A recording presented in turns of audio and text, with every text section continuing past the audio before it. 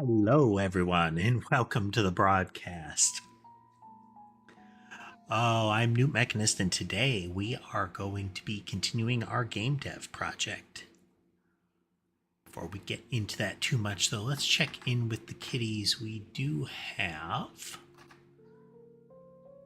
Ember's hind paw visible there on the side of the desk, crossing over onto the table, but not quite visible there. Molly is on my footrest. Sammy is on the bed there with Mason. Let's zoom into the play area a bit and see where they are. See if there's anybody hiding there.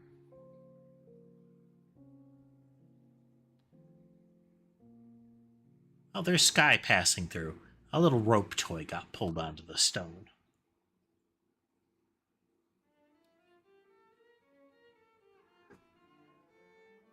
Yes, hello, Ember. Ember demands attention. Because of course. So, if you folks recall, last time we left off... Oh, and hello there, Schmuggums. Welcome. If you recall, one of the things we were working on last time was trying to get it so that there wasn't a loss of linear velocity. So, ball passes in a straight line. About once a second, it crosses a line. So if we add in our zigzag pattern here, we are now crossing a line about once a second. This is great. Kind of works for the zigzag. And what we're doing is we are increasing the speed of the projectile along the zigzag path in order to maintain the linear path. This is great. It doesn't quite work how I necessarily want it to with an up and down motion. As you can see, it gets really fast on the downward path, because that path is exceptionally short, is exceptionally steep. So it has to be extended much further. And I was thinking about it, and the state that we're in with the wave curve and whatnot was implemented because we were just trying to influence the existing motion. But I don't want to do that anymore. So now this pattern isn't necessary how it works. So instead, what we could do would be to combine the motion, the upwards motion, with the horizontal motion. We would still emit a single vector because we don't want it competing with the others. We want it to be uniform, but what that should mean is that we still just emit a delta adjusted unit vector to the right, but then also add, like in this case, a vertical vector. So that it would have to be adjusted for the actual direction. But it would be pushing upward proportional to the curve, whereas with the zigzag, it would be pushing upward or downward with a fixed value. That way, we can apply a couple of extra variables or configurations to the way that they work to essentially give it, to once again restore the concept of an amplitude to it. Wouldn't be perfect. It wouldn't be necessarily easy, 100% easy to know what you're creating, but I don't think we need to be precise with the results that we get. They just need to look right. So how do we accomplish that? Messily, but with some degree of freedom here.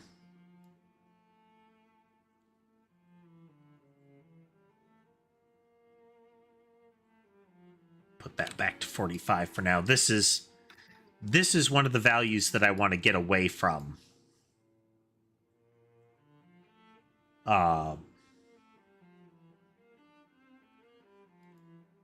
And instead have this be an indicator of distance. like how hard to push on it. Or at least velocity. Okay, so how would we do that with zigzag? Well, to some extent, we do the same thing that we've been doing right here. But instead of solving for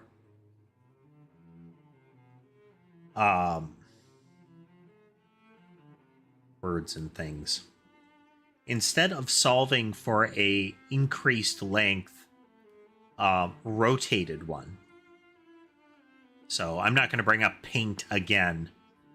Okay, 1 second. I'm going to bring up paint again. Oh, a bit of a flashbang here. Let's fix that. Boop. Okay, so once again, with our zigzag, we got that. And we have a little angle right here. Previously, we knew the length of this bit here, and it would account for an equal length bit here, because it would be rotated by that red angle. But what that left then is this little bit here.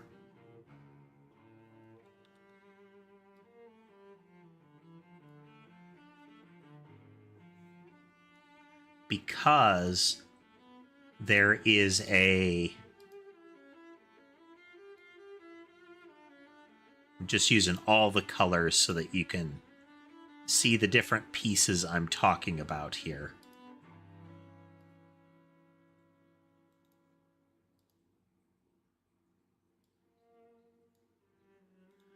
So there's that piece there. The algorithm that I have works for determining what I would need to multiply this length by to preserve the full distance traveled here.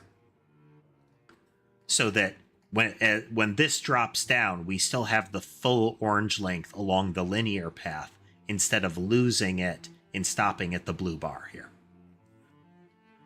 So that's great. That's great.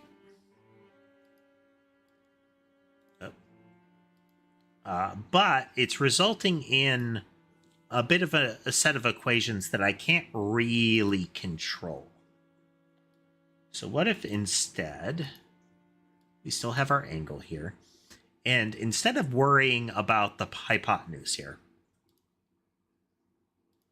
there, put you here, we still have this whole distance. And what we want is that we want to hit this peak. So what if we create another vector and apply it right here? Now, what does that do? It creates this same vector here, this same full vector, but is much easier to calculate. So what we have is we have our straight line, we have an orthogonal off of it. So we still just need to calculate this, and then we get a 90-degree angle off of it. Since we know the length of this one is 1, and we know what this angle is, then what we need to do is calculate this height.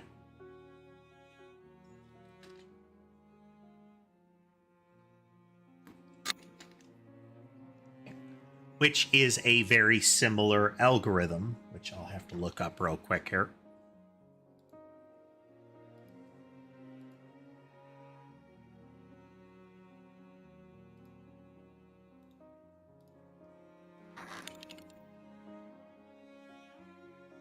Should bookmark this site. Okay. Of 1 given a of 60.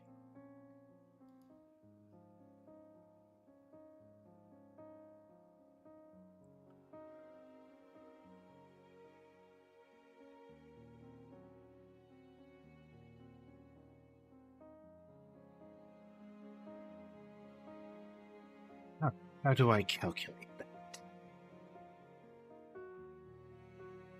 Okay, so we're still going to calculate for C. So let's go back in there. I'm sorry, we're still calculating for the hypotenuse, which is this little guy right here. This is the multiplier for the hypotenuse.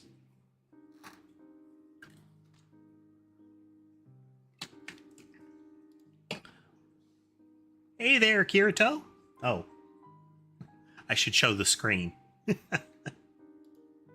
We're working on our game project. I have, indeed, sharpshooter. Oh, we've got 3. You can see half of sky.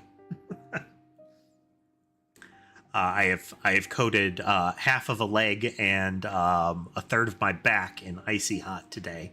I've been working on some new infrastructure for the cameras. Right now, they're okay, but they're prone to freezing and periodically rebooting, and do not want them to do that. So I'm working on a new solution that is more stable, and also won't have dangling USB cords that Sky likes to chew. They are as armored as I can make them, but he still finds any exposed part and gnaws it.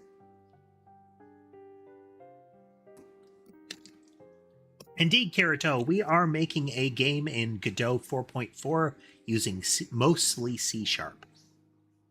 We do a little bit of Godot stuff where we need to, but it's largely just setting up like base nodes and script kind of things.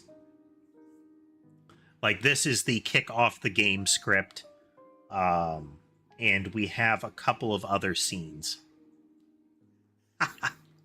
Don't worry about it. Like I tell everybody, there's no expectation that you already know how to or even necessarily want to learn to code. If you want to just chat, feel free to do that. Since unless I'm kind of locked in and don't notice, I'm easily able to stop and talk. But what you'll get is a lot of stream of consciousness of what I'm thinking and why. For example, this algorithm right here creates the absolute value of the length of the hypotenuse of a right triangle that has a base of 1 and a known angle. We're going to be changing this to calculate the height of that triangle.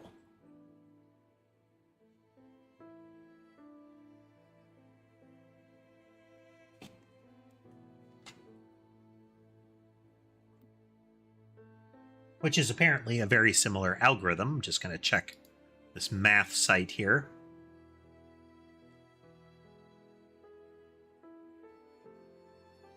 Okay, which is unfortunate. Oh. Didn't mean to blind anybody or show them a digestive aid advertisement.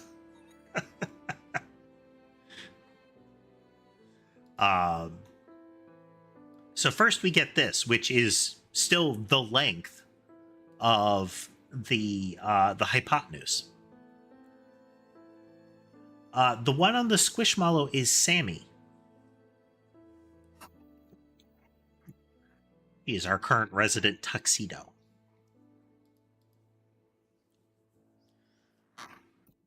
So we could then say that, just gonna, is equal to, I think it's going to be math f dot square root. What's this one? Oh. Square root of 1 plus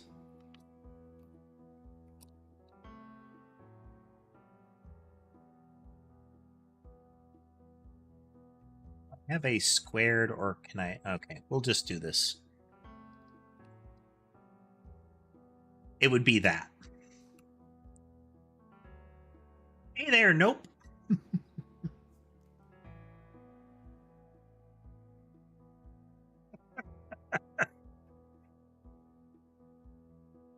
The one above Sky is Mason. He is the frequently visible one of the tan and white brothers. There is a great deal of math going on, Kirito. Let me just comment this out. No, I don't need a GUID. For the love of God, I don't want to need a GUID. We're still in, like, pre-alpha stage of this stuff. All of what I've got right now is kind of demonstration code. But core gimmick, and what we're working on at the moment, or part of it, is we can see 3 of the 6 there, Kirito. We have Sammy, Mason, and Sky on the bed. You can see the bottom half of Sky. You can see all of most of Mason and Sammy.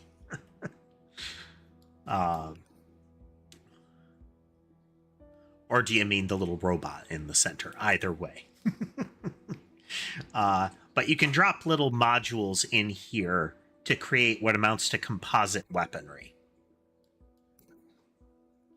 So make it split into 3, make it move in zigzags. This will make it try to latch on. Yeah. Make it try to circle the player, make it zigzag while it's doing that.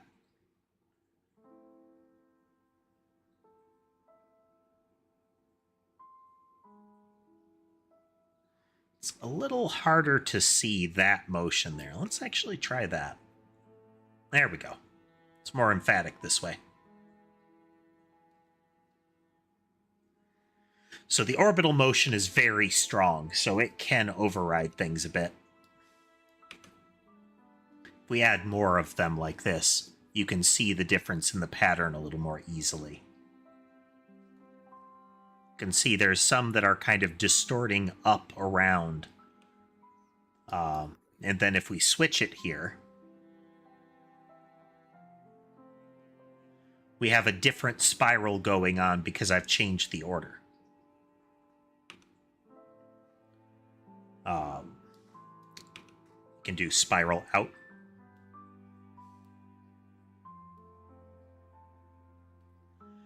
Yeah, I really want to recreate that. For a good while on this channel, what we did is we played a game called Noida. Like, that is what we did. And I made a mod for it, like a very extensive mod. And that's where the general look of this little guy comes from. This one is still moving noticeably slower. We'll need to adjust this one as well. We need to make sure we still have that linear motion baked into it. One of the things that we've spent a great deal of time on in this game is getting the performance good.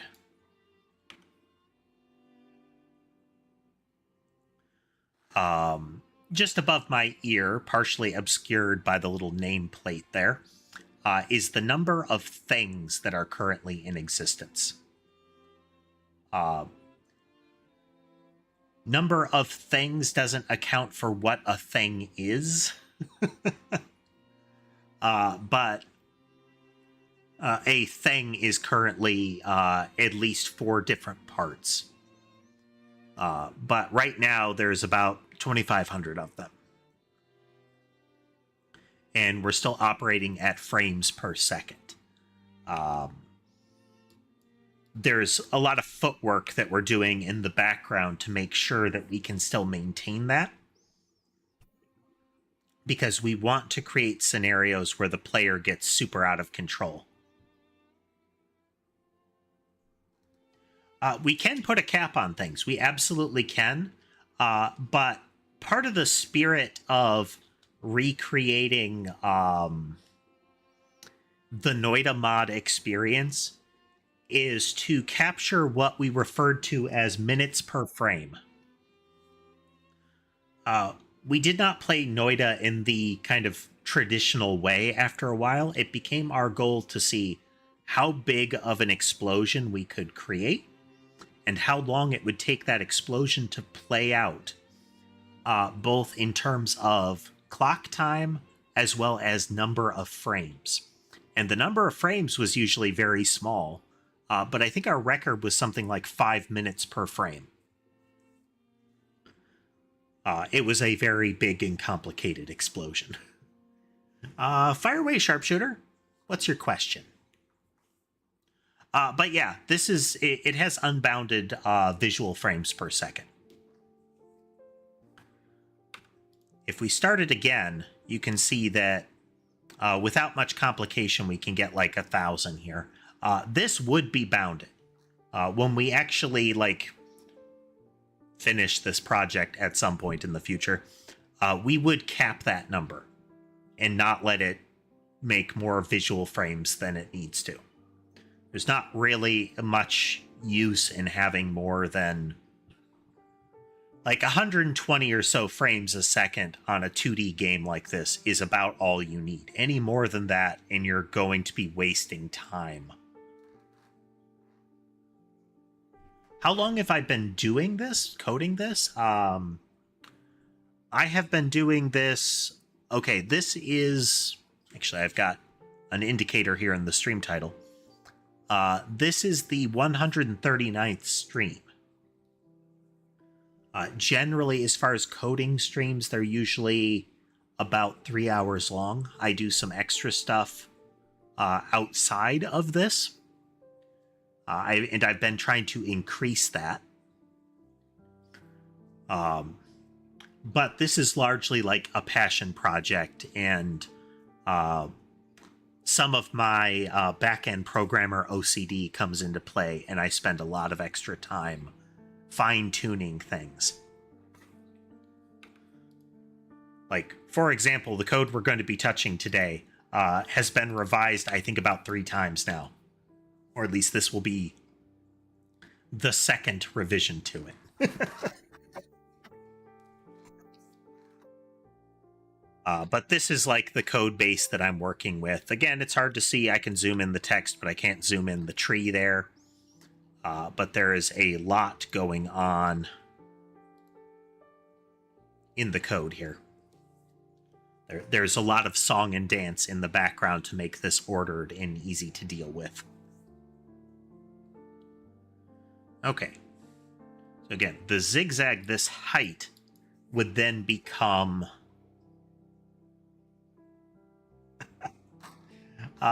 the pop culture representation of hacking, especially in the kind of 90s era of movies, created an impression of showing people like either code or terminal lines.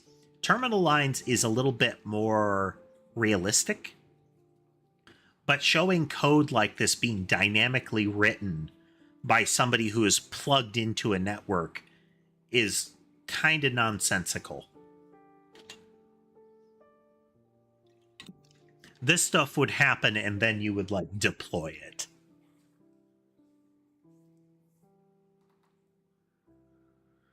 And if you're at a terminal able to target something directly, it's less about hacking at that point because you're already connected.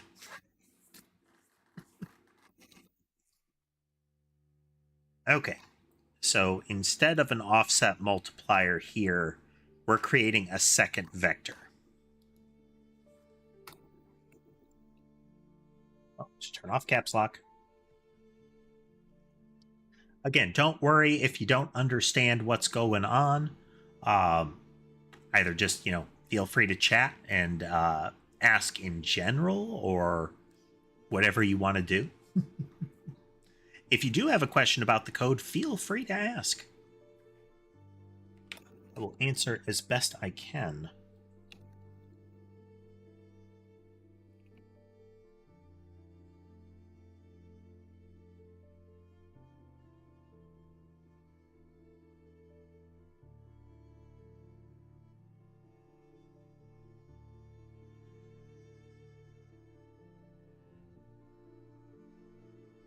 is not a good way to explain it.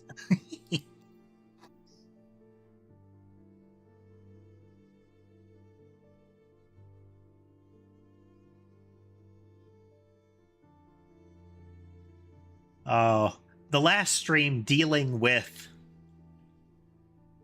length of sides of a triangle was flashbacks to math classes that are so far in the past and to some extent intentionally repressed. Is it hard to code? No, I would not say that it is. It's a way of thinking, and it is a way of communicating. Think of programming as talking to the computer and requesting that it do things. Telling it to do things. And the precision and accuracy of your instructions is what you learn to do.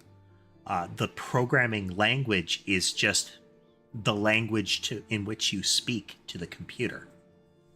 This is in very anthropomorphized terms. Generally avoid doing that, but that's kind of a way to consider it. So learning to code is really just picking something and starting to run with it. When I started this project, this is my first major project using C#, the coding language you can see here. It is the first time I've tried to code a game, like actually tried to code a game. And it is the first time using the Godot game engine. So all of this is kind of a mutual learning experience with the viewers.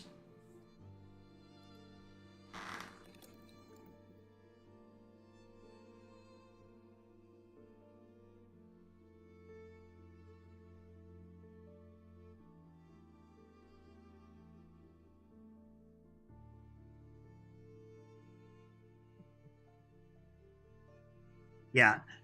The reason I said it's telling the computer to do things is it'll do what you tell it to do. That doesn't mean you told it what you think you did. And it will often allow itself to be told to do things that are bad. Like in math, you can't divide by 0. If you try to tell a program to divide by 0, best case, there will be an error that causes it to not work. Worst case, you do things like crash the program.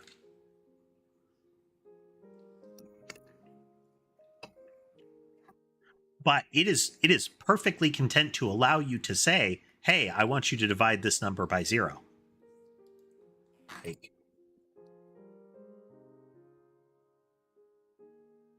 that is an entirely allowed command. Oh, but I didn't know it would do this. This particular compiler, the program that I'm using to write the code, says, hey, don't do that. Starting coding language, this is a pretty good one. C#'s a pretty good one. It is not a super high-level scripting language, and it is not a super low-level intensive language.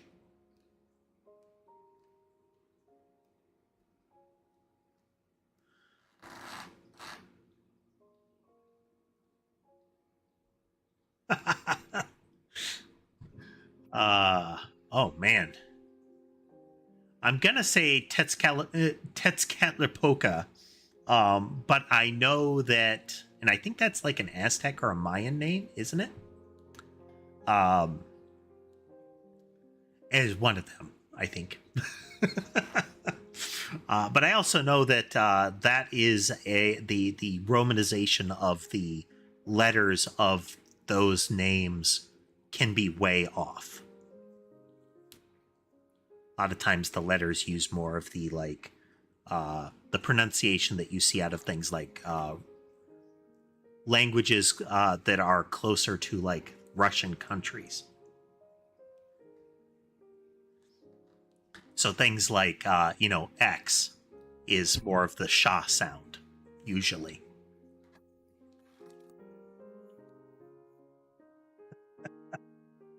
Well, thank you. I can't guarantee that I will actually say that full name each time.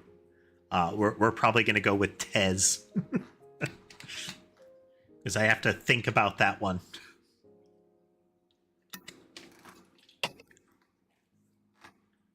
Okay, and we're going to return here. Okay, so the deviation vector is dt. I will endeavor to remember that. If you notice that I seem to be talking to somebody that you can't see in chat, be aware there are actually 3 streams going on right now. There's a kind of a tall cell phone format on YouTube, there's a widescreen format on YouTube, and there is the Twitch stream.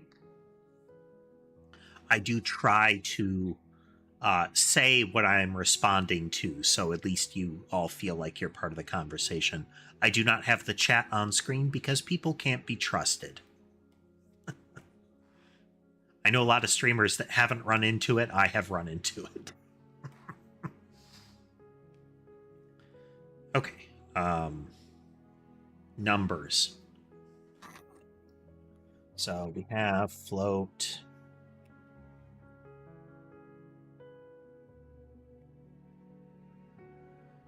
I may put this in a constant later. We'll see. Sure, I can show you what we're working on. And then I'll explain specifically what I'm working on. So we're making a Bullet Heaven style game in Godot. Think games like Vampire Survivors, Bioprototype, Holocure, that kind of thing. Testing code right now. The sprites I'm using are sprites I will use.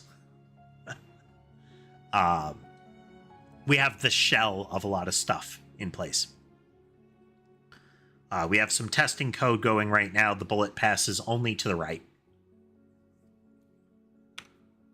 The gimmick is that we have weapon generation things in terms of games like Noida, Magicraft, again, Bioprototype, where it is a sequence of changes to the way the weapon works to execute.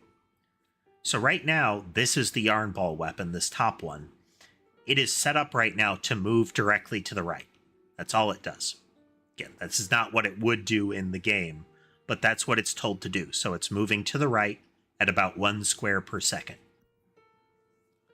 I can put this little zigzag motion on it, and now it's moving to the right at 1 per second, but the way the zigzag is set up, I'm sorry, it's still moving to the right at about 1 per second, but now it's also got this vertical up and down motion to it. It is set up such that in addition to that up and down motion, it's also applying more force to the right, so that when those motions are mushed together, we still get the same speed to the right while still getting that up and down motion. The yarn ball has technically sped up. This wave one is one that I'm making changes on to make the logic of keeping it moving like that cleaner. But we have a lot of stuff like that where I can do things like make the yarn ball orbit. So it goes out, it tries to get into a fixed circle around the player. The faster the yarn ball moves, the more there is like orbital deviation. And if I move, it's not that the yarn ball set stays with you. It's not like a lot of these games have like a projectile that circles you.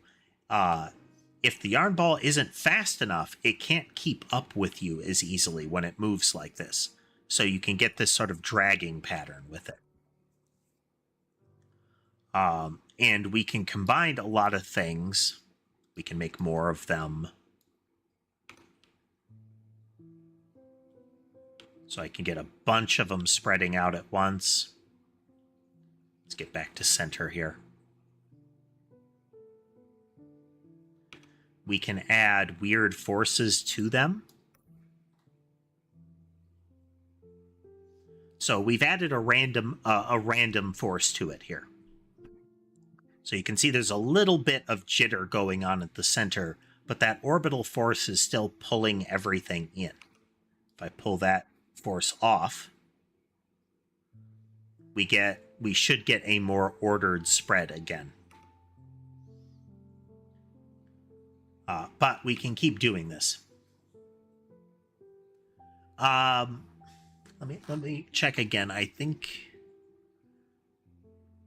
yeah, this is the 139th stream. The streams are generally about 3 hours. Some of the coding streams have ended at about 2 because,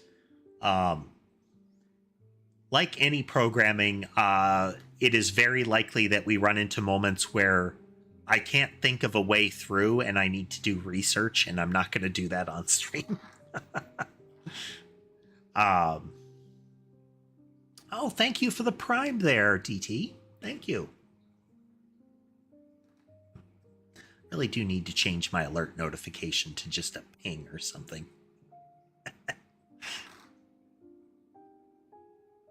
How about asking Claude? I refuse.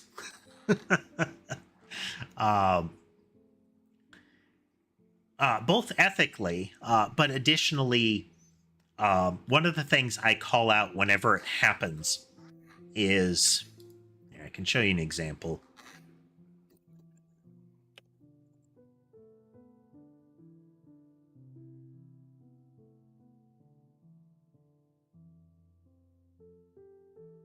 Let me see if I can get it to trigger. Okay.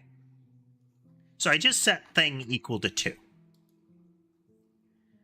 Then I said, hey, Visual Studio, I would like to set thing equal to, and it suggested the number 1. That is completion matching, and it is akin to what programs like ChatGPT, Claude, Grok, all of those do. Large language models are predictive completion matching things. They say, given everything that you have given me, and given everything that I have been trained on, what is the most likely next token that comes after this? They are fantastically complicated. There's a lot more going on there, but ultimately, that's what they do. And my question is, why is 1 the right thing to do there? I have seen it suggest things that don't make sense, that would not compile, and it is actually relatively common when you ask these things to give you a code chunk, that they can give back things that straight up don't work and are completely irrelevant to your request.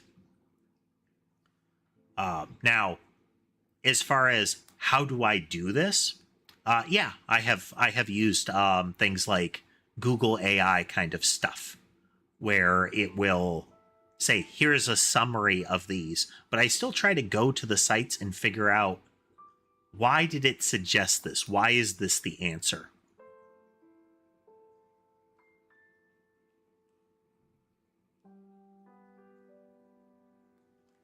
Yes, it's, if you view AI tools as assistants, then you're in a good position.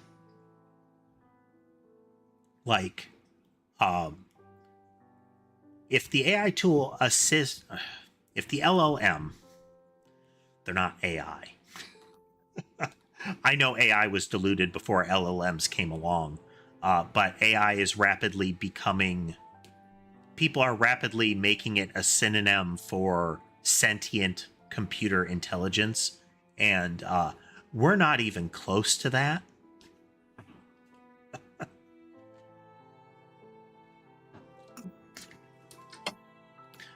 But a lot of these things are really good assisting tools.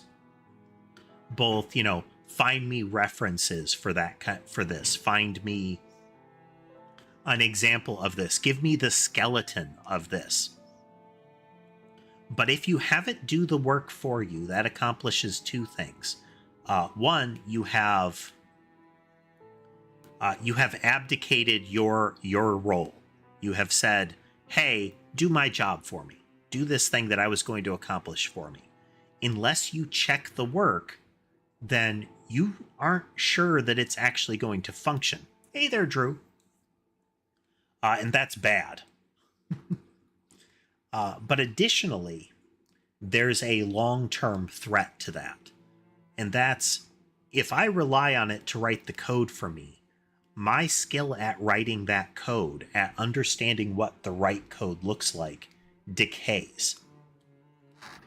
We are already seeing this in education right now, and in as well as in a lot of career fields, is people are relying on generative AI programs to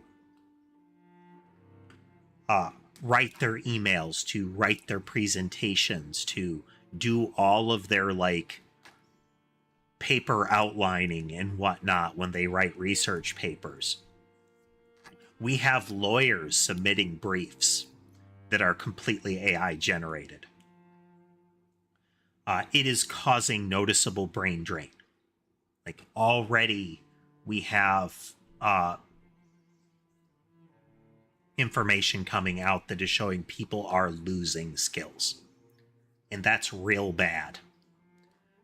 Because if all of the junior developers, all the junior programmers are replaced with AI agents, and we rely on senior developers to double check the work of the agents, but we still assert that they should be moving at the speed of a team that is the same number of bodies that it used to be, that senior developer is going to cut corners. So now you don't have a senior developer anymore either. And that senior developer isn't training new junior developers. So there will not be any new senior developers. This is hyperbolic, but that's the threat vector that we're facing. And we already have companies doing this. That will ripple through education. Smugums, there have been multiple instances of lawyers submitting a brief to a judge that includes case law that doesn't exist. Even better, it includes case law that cites decisions made by judges in cases that judges that exist in cases that they presided over, but the entirety of the ruling doesn't exist. It's terms like hallucination with LLMs are used to kind of dodge the problem. And that's that they generate nonsense. It's not a mistake. It's not, it made a little whoopsie. It's that it is entirely wrong. And you have to know that it is entirely wrong.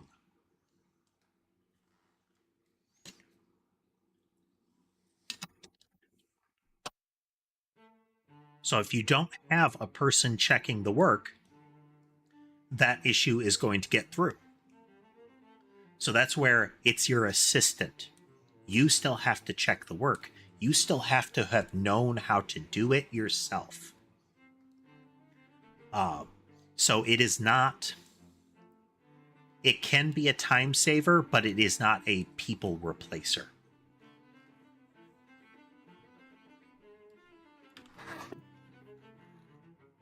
You got to kind of look at it from a different perspective. And I do acknowledge the cognitive dissonance of the robot cat telling you not to rely on artificial intelligence.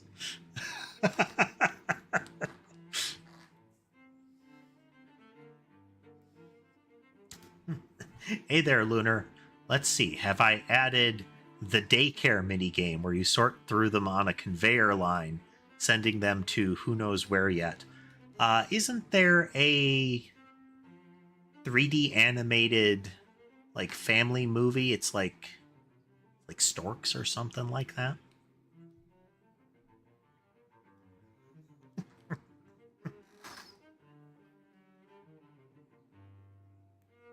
that is made extra amusing, Schmuggums. Let's see. I think I missed something. Somebody mentioned there's an econ that was in chat here. How old am I? Well, I won't tell precisely, but you can the only clue that I will give is that one of the early game consoles that I played on consoles. There were things other than consoles that I played. Was an Intellivision.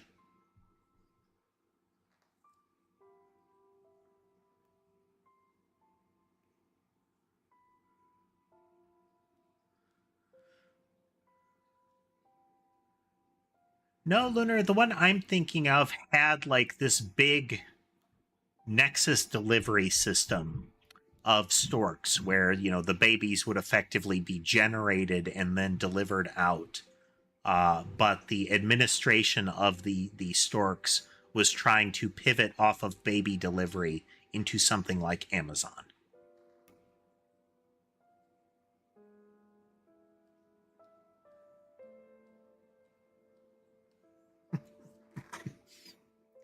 I am stabbed in my soul every time I see one of those engagement bait like Twitter posts. That is, you know, respond with the earliest game controller you remember, and the earliest one that they show is like a Super Nintendo controller or like a Wavebird. I think it might have been Stork or Storks or something like that, Lunar.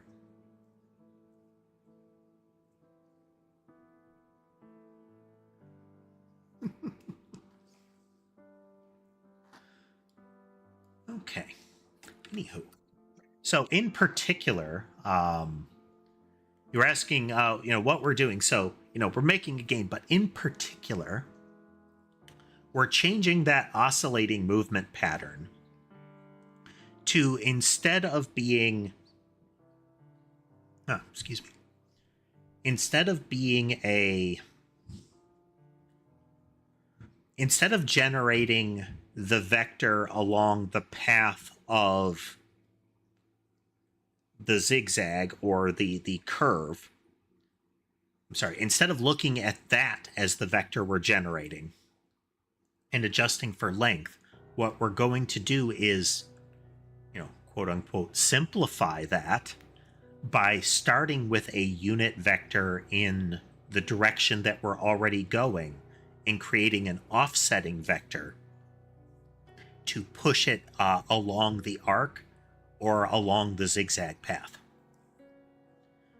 The resultant vector from that will be what we're already dealing with, but by doing it this way, we actually open up some additional configuration options for doing things like amplitude.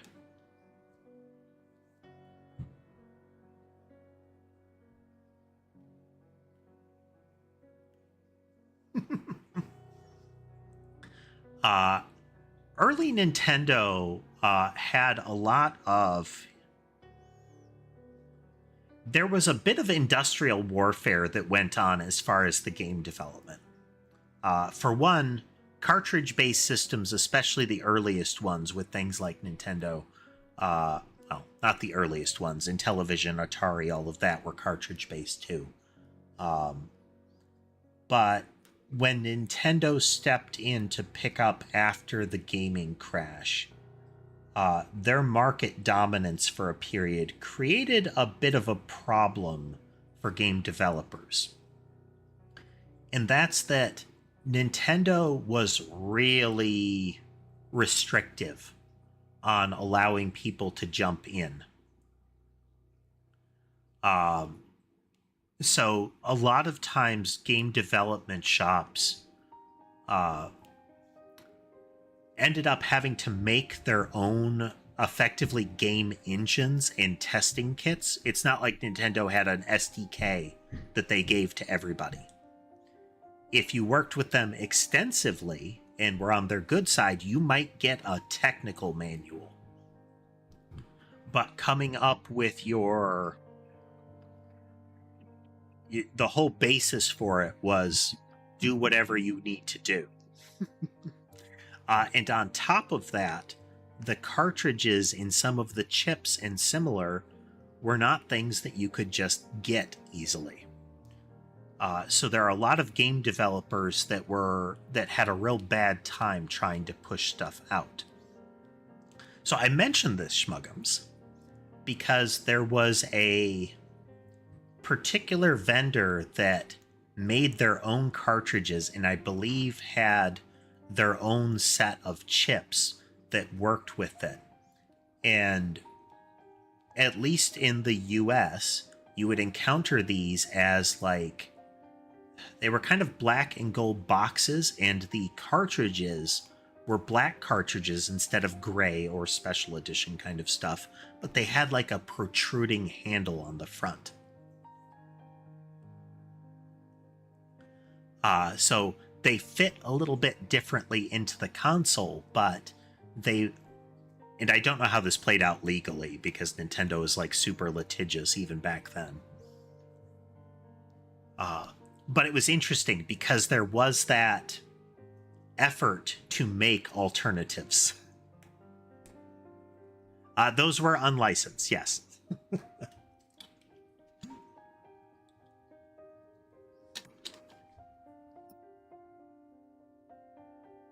Nintendo is burning up ever so much of their good PR lately. And it's not like they had an overabundance of it anyway. The Pal World lawsuit is not making them any friends, both in a public relations sense, but additionally in an industry sense. The patents that they're swinging around in the way that they're doing it is making a lot of like developers and also platforms uncomfortable.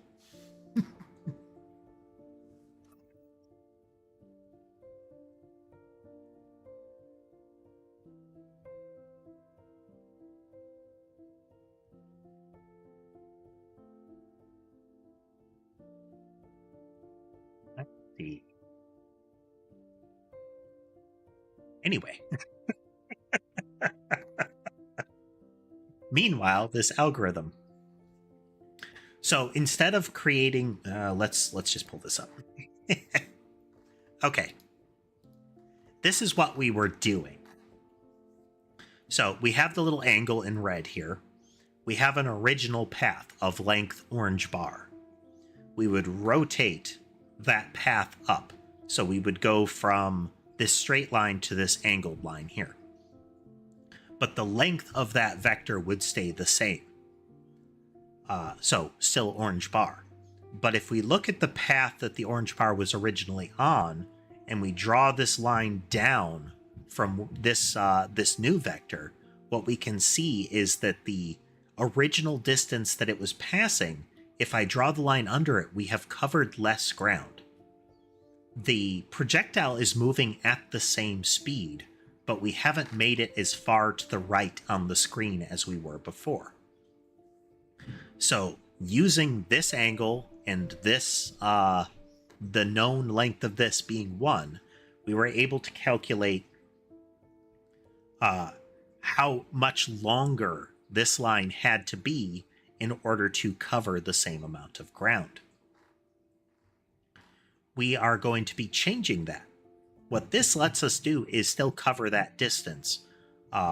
It works okay, but it's harder for us to ensure that we have control over like how tall it is, that sort of thing. We can increase this angle. Oh, that's going to make things wiggly as well. Okay, yeah. We can increase this angle with the zigzag. That is absolutely something we can do on it. Alternately, what we can do is, and I'm looking at doing this, is instead we generate the green bar. So we have the orange bar, we generate the green bar. When it's a zigzag, this is a fixed thing. I know exactly how much force the green bar applies, and it's whether I'm applying a positive or negative green bar, whether it goes up or down. So it's just a toggle, because the force upward, the angle upward or downward is fixed. Yes, Miniplex. For my sins, apparently we get to do trigonometry in our game dev right now. With the wave curve, it will be similar. It's that the length of the green bar will fluctuate over the course of it.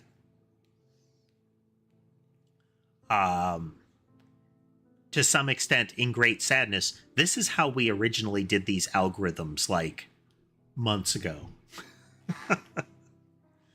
But things have changed, and thus they must change back. Again.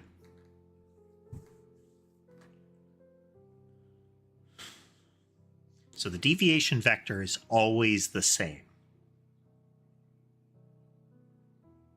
Like, once we've done it once, we know what it is. And we just have to rotate it in the same fashion. Actually, we don't even have to rotate it. Okay, so for zigzag motion, this is going to be very different.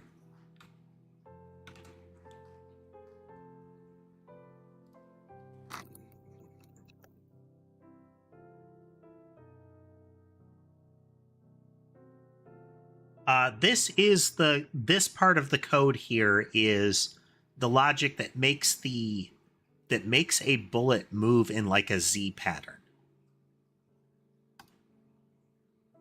I will demonstrate. This is part of the reason that we've had so many streams, is that I will derail and show people what we've been doing all the time. So right now, the testing bullet is set up to move to the right. It moves to the right at 1 square per second. If I add the zigzag motion in, it still moves to the right at 1 square per second. But now it kind of does a very angular oscillation here, getting to about half of a square up and down each time.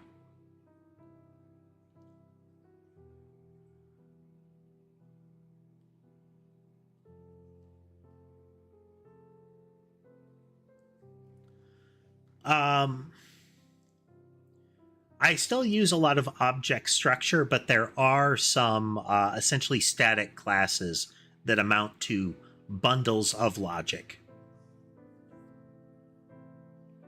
So, for example here, the zigzag motion is a little bundle here, but it is an individual. The catalog, not that one, where are you hiding? Where did I put that?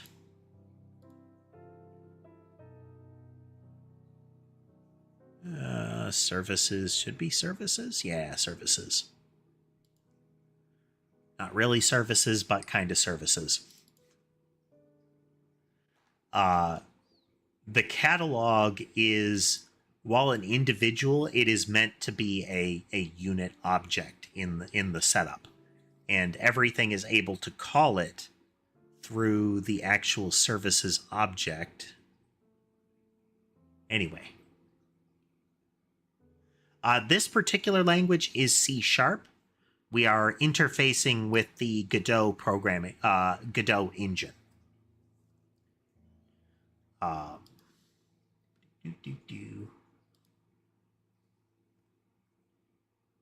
Right, it's kind of a singleton. The whole architecture ensures that it tries to make sure that it's a singleton. So we're using 4.4 mono. So it is this is the Godot engine that can interface with C#. I do some work over here, so things like our startup resources. These are most of like our services and configuration stuff here. If I wanted to, I can swap out pretty much any of the major components of the game. What manages the inventory, what the inventory looks like, how collision is done. All of these are swappable bits. Which is part of where some of our complexity comes in, but it has allowed me to do things like rip up the floorboards of the collision system relatively easily without having to deal with really complicated branch commits and the like.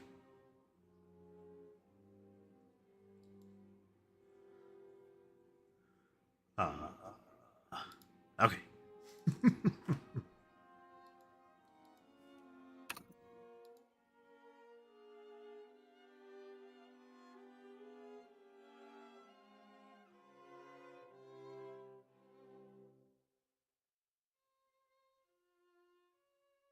Equal to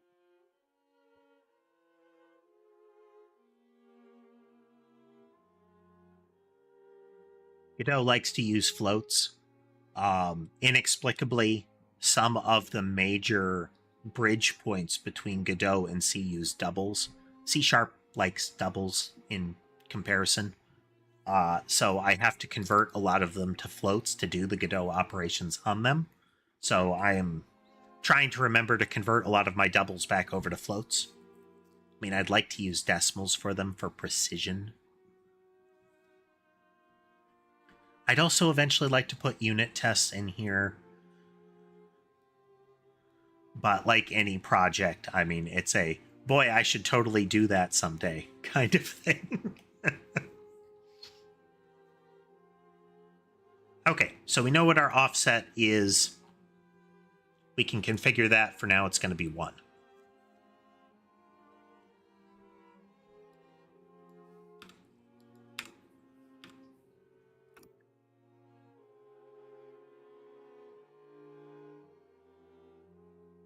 Okay, so we rotate it, and we're rotating it either in the positive or negative here, is what we would normally do. So now what we're going to get here... Hey, Nariko. Doing decent today. All of the icy hot has kicked in.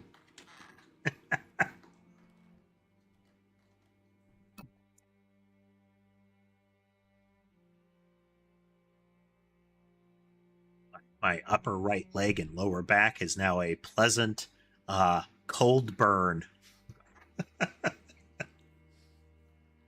I'm working on new mounts for the cameras that I have around to keep track of the cats. Some new infrastructure and types of cameras. But that led me to, doing a lot of physical stuff that strained some of the bits. I do. You were around for the Hitman stream last time, weren't you? Maybe it was the prior programming stream. Within the last 2 streams. Let's see here.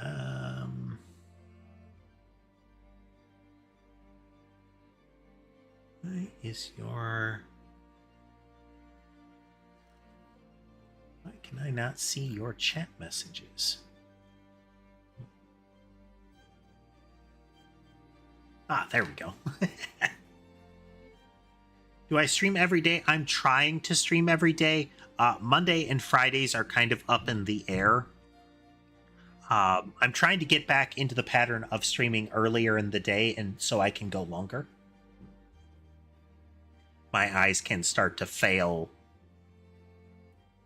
5 to 6 when it comes to like focus and coding and kind of stuff. So I want to be able to go for longer. So I'm trying to start around 1 p.m. US Central. If it's Monday or Friday, if I do a stream, it'll be about 4.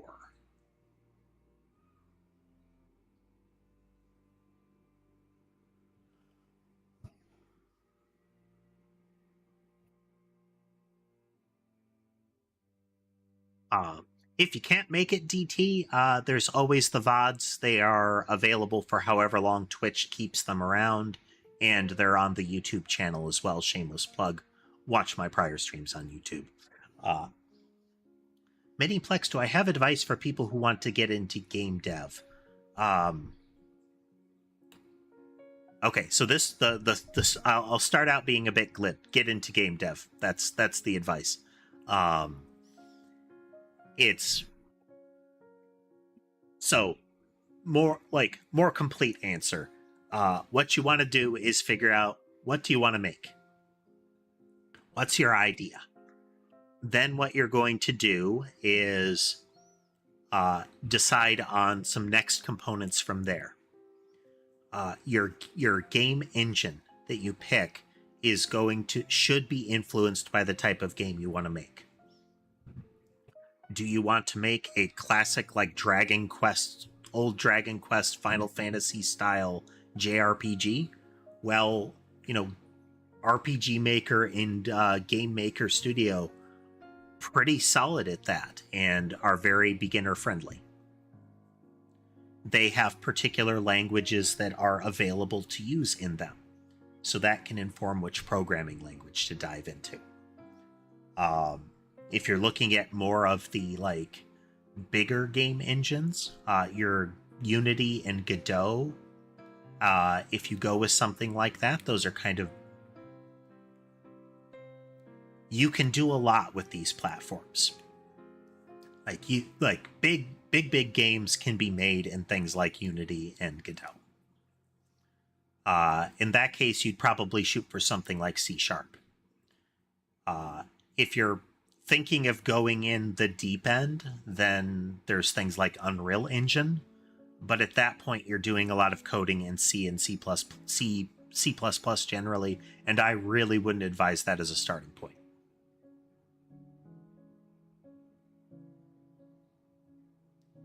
Nariko, I generally don't look at friend requests or similar on Discord. I will try to respond if you speak in the Discord server, but direct messages and whatnot I tend to avoid.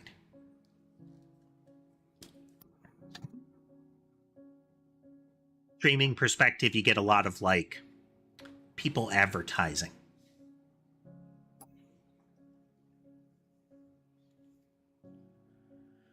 Okay, so we rotate off of this, then we're going to get our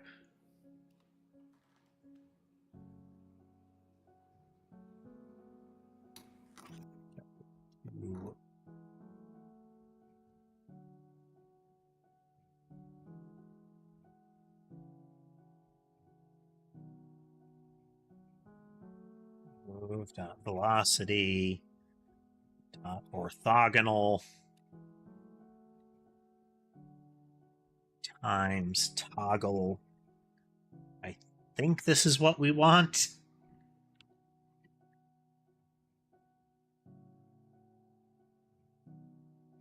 Sir.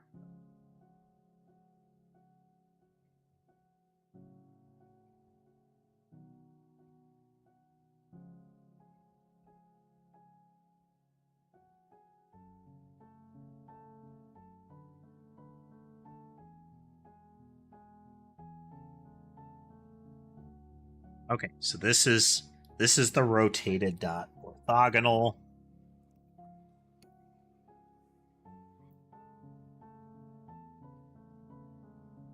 This rotates it up or down. Okay, I don't want the orthogonal off of this. Okay, no, we don't rotate it. We don't rotate it.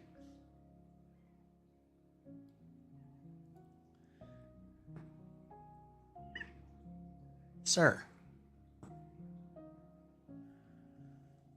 Oh, math. I don't need the angle if I know the upward or downward force when it comes to the zigzag. I will need the angle. I still won't need the angle with the other. Okay.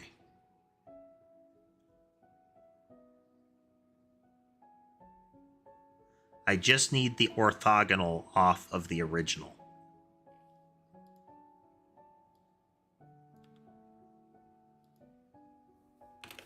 times toggle. Mason. Mason is demanding attention. One moment. What's the matter, buddy?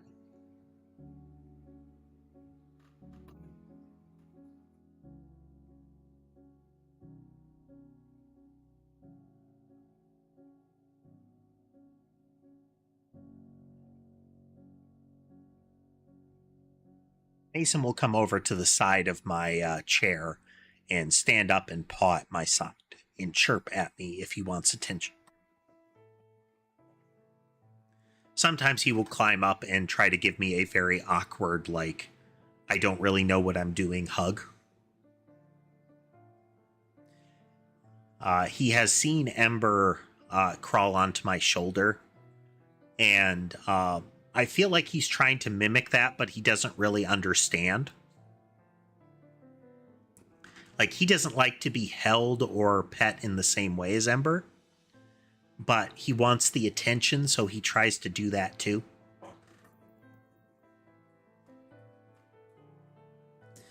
Mason likes heavy back scratches and belly rubs.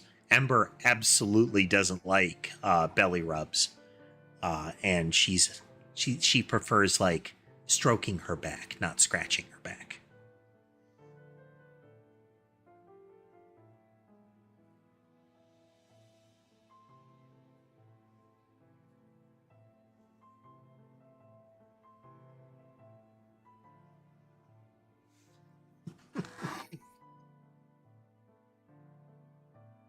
Okay.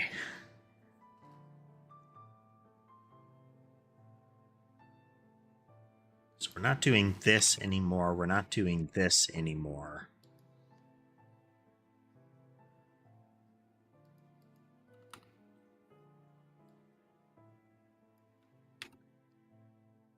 Enough you.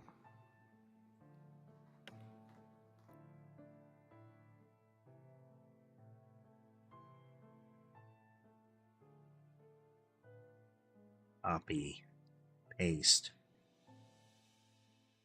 And this will totally work.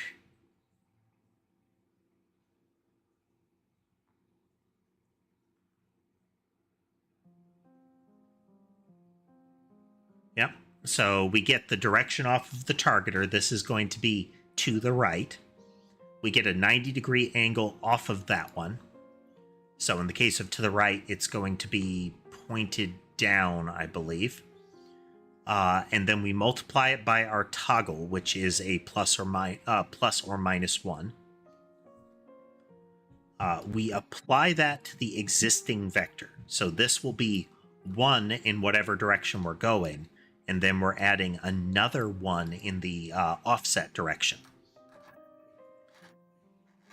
So this actually, again, speeds up the projectile.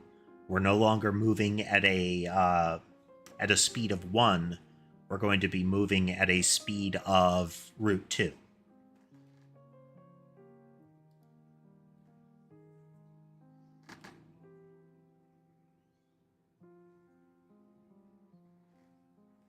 Like I said, this will totally work first try. Ta-da! Okay, so now I can pull you out of here and you out of here. Now what we can do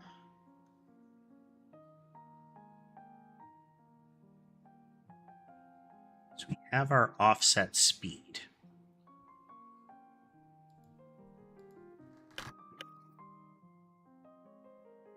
So it's equal to that times offset speed times toggle. Then we add it in, then we adjust it for delta, then we add it to the entity's movement. Okay, so now our offset speed is 2.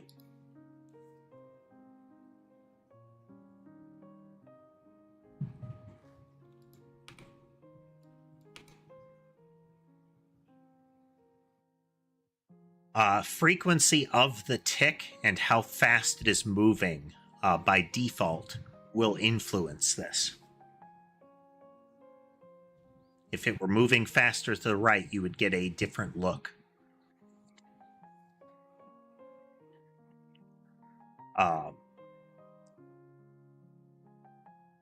Sorry. If the projectile moved faster, it would also influence this.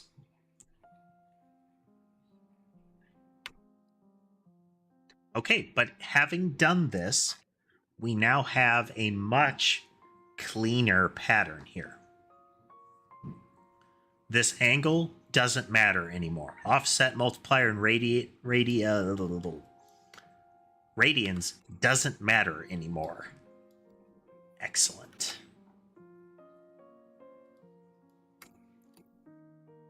Still need offset speed. So this is that completion matching I was talking about before. It is suggesting exactly what I wanted to do. The surrounding code, very similar to that. It's fantastic when the assistant offers you exactly what you need. I have had it offer me things that would not compile. They would flagrantly not compile.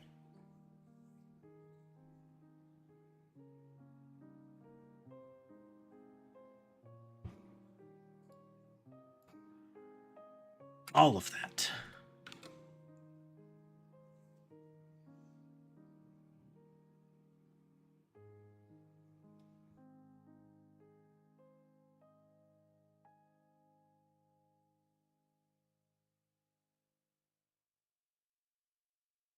Okay. I need to go into my data files. We go into our movement. All of the data for the game is in, these are CSV files, comma separated value files. The reason that they're not .csv like they would be, under normal circumstances, is that Godot wants to use those as translation files. I don't know why.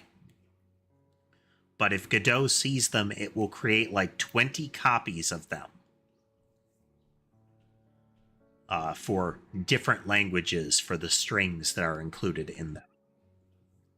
And that's not what they're for, so these are .game datas.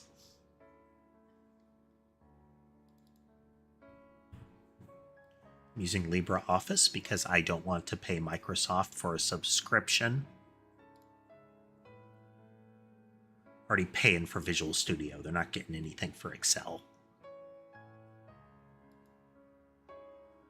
Okay, so zigzag motion now doesn't have an angle. It takes 2 seconds for the whole cycle to happen. We now need a, we call them offset speed. And we're going to say that is 2.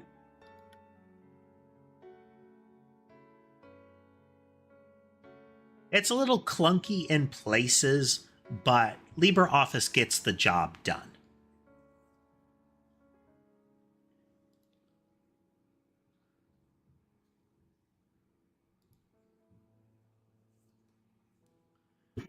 Go in again. We're going to make sure this works.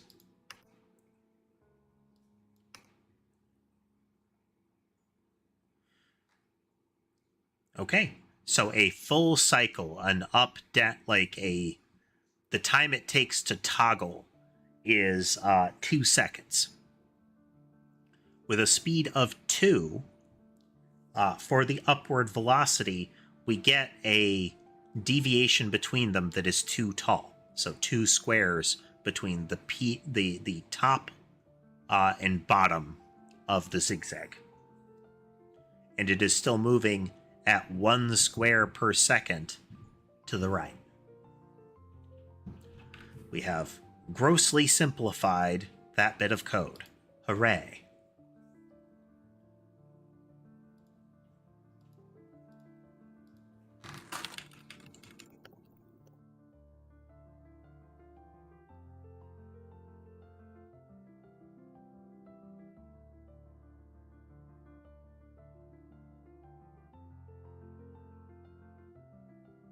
Okay, now we have to do the same thing to the wave pattern, but that's gonna be different.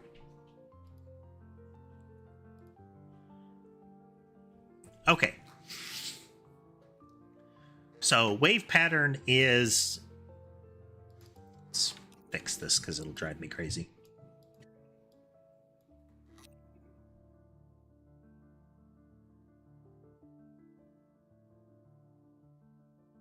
Okay.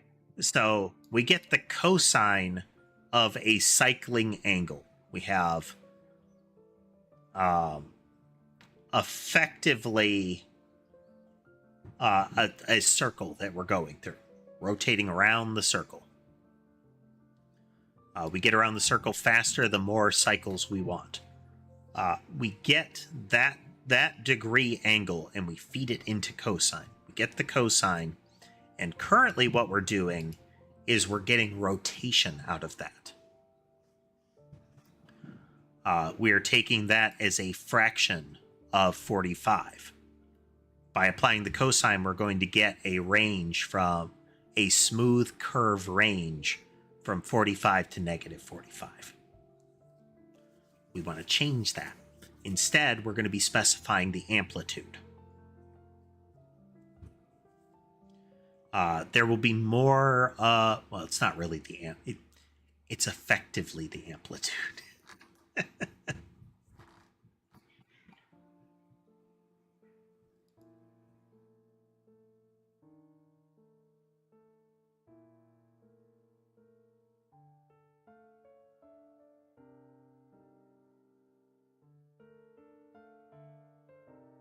So there's fewer variables that we need to excise for this one, and for the most part, fewer means none.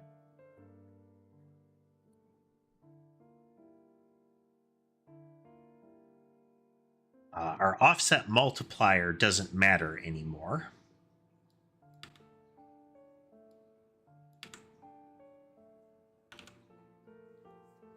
And we're not going to rotate here. So we have our cosine here. Not going to rotate it. We have set our velocity to be our current direction.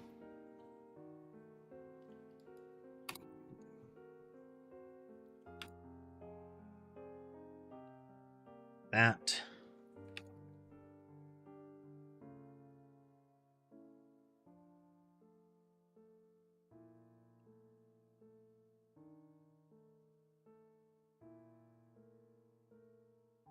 Orthogonal times cosine.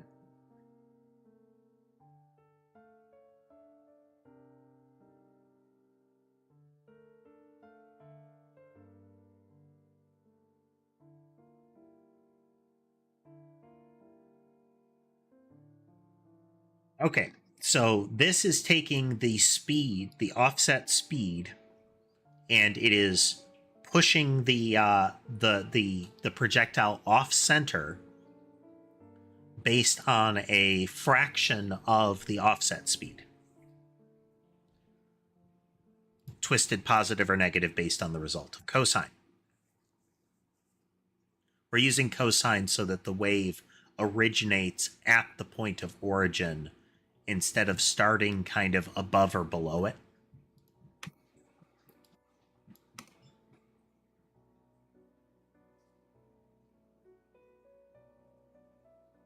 So let's really push that off by 1 here.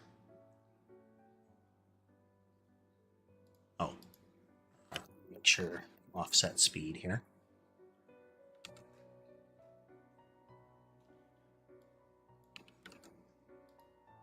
This should make the waves taller.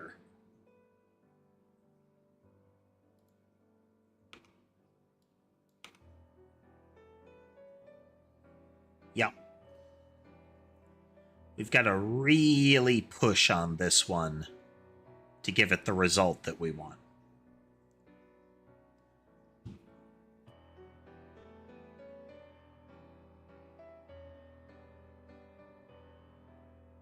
Well, hello, Hendry. What good news do you have? Okay, that's... I want to make this make sense.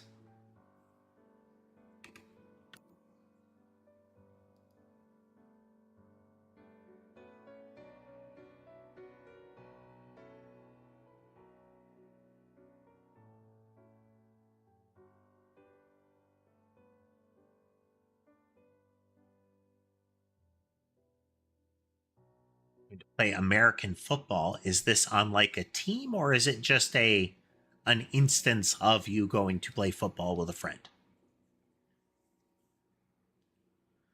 It's with 5, so it's practically a 1.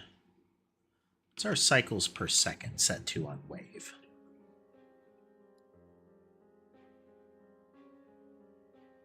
Takes 2 seconds to do a full cycle, so top to bottom.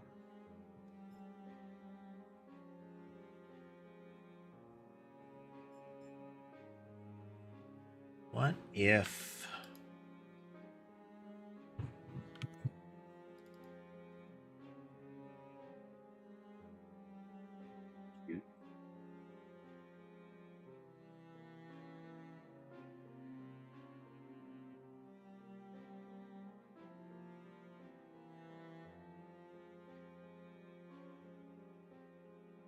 Nice.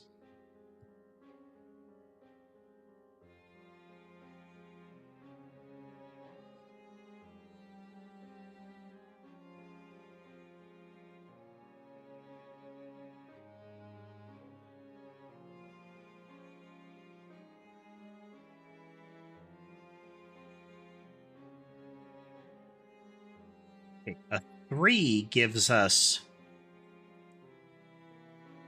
a distance between the peak and the trough of essentially 2.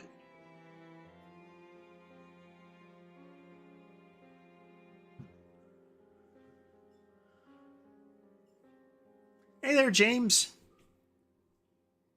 Good to see you again. So we have we have come in a bit of a circle since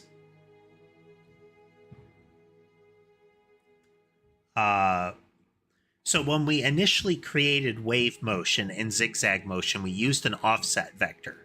So we had a straight line vector and we had a 90-degree vector off of that to create the curvature. We're back to doing that again.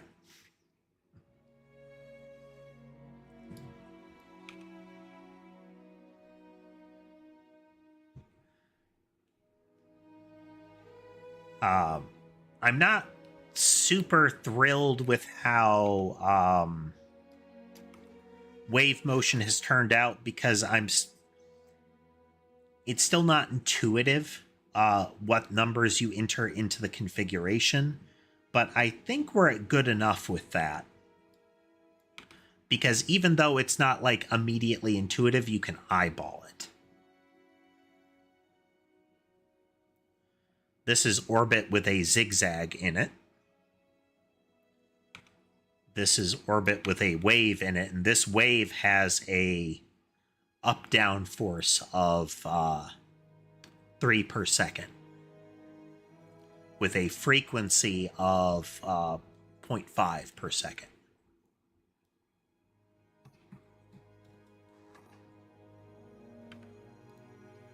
If I change this around and say that it does a full cycle per second, we are probably going to get it compacted.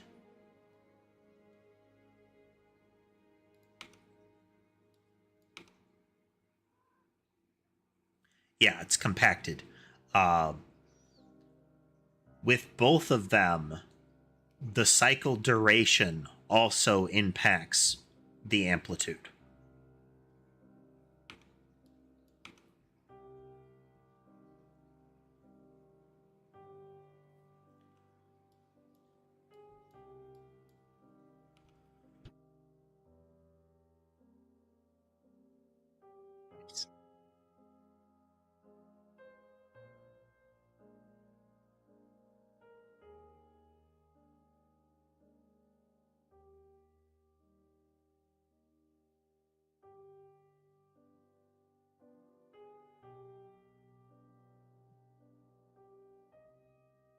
I do need to set up an inward-outward force multiplier on orbit. We may have to circle back around to that. I wonder. I haven't tried this.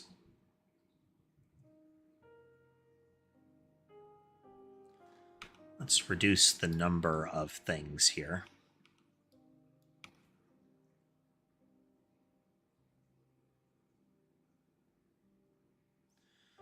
Let most of the swarm die off.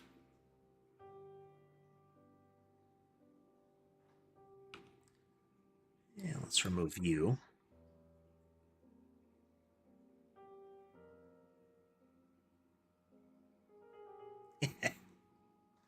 Get kind of like a helix pattern around him.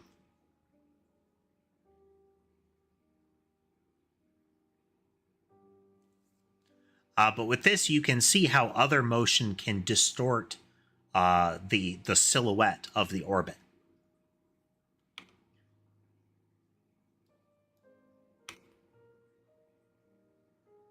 So we're adding random direction before we hit the spiral.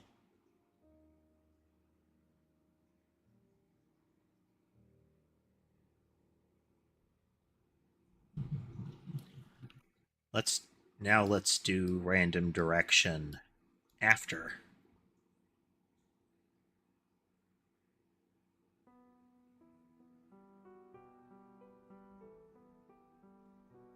So you can see it's going all over the place right now. Whereas if I do this here, when we get to these, the direction that they're going to be getting will either be baked in here or it will be influenced by this. I believe both of these are continue as far as how they're set up. Similar to this. So by default, we're moving to the right.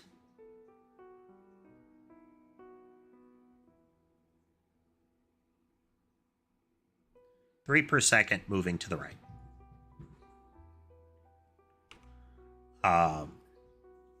But if I add random direction here, it's going to like warp how they're moving. Because they are being dragged off of this direction. If I put this here,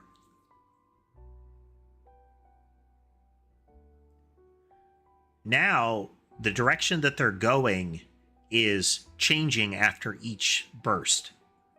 So 1, 2, 3, different direction. 1, 2, 3, different direction. Because here it comes, so we're moving to the right. This creates a deviation off of the right. And now this obeys the random direction. Or, I'm sorry, the composite direction of the random and right. That's why we're getting everything kind of going in this, on the right half of the screen. Because there is a unit force to the right. The most that random can do is negate that.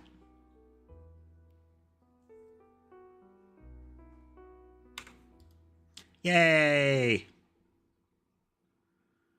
Let's set our default to 1 on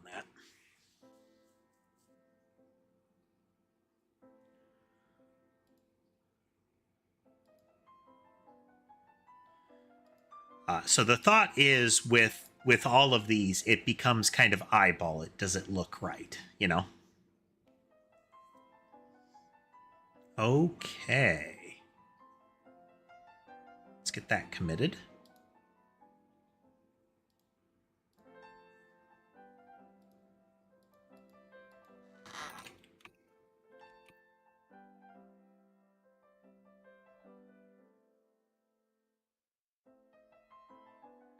And we'll update both of these accordingly.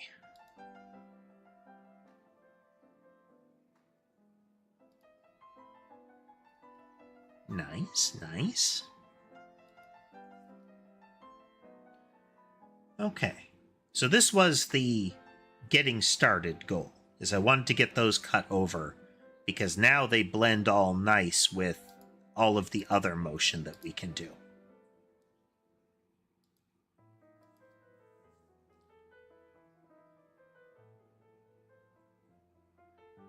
I could tune orbiting some more and add some more variables to it, but let's skip that for now.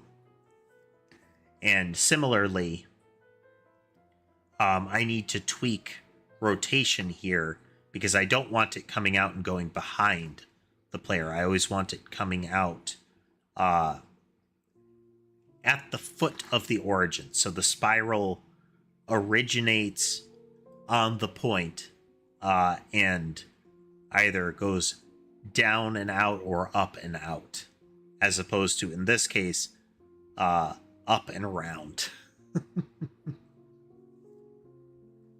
This also isn't accounting for impact on horizontal motion. The non-orbiting rotate substantially slows movement. So again, we're going to need to apply both the original vector and the rotation vector to it so that we get both effects at once.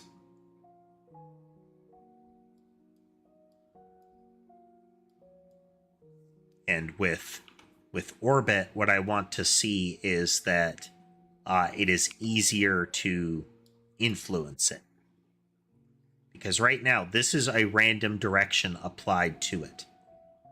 You can see a bit of impact on them, but they're still all getting more or less getting out there to the edge of the orbit. There is some distortion at the edge, but it's not much. Assuming that given that there is a countering force that might be there. I want to see like elliptical orbits resulting from this kind of thing.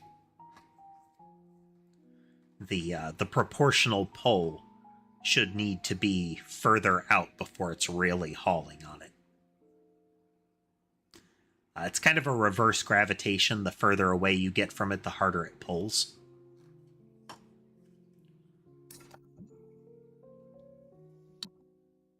Whereas if you're close to where you should be, so it's not pulling towards the center, it's pulling towards a particular radius.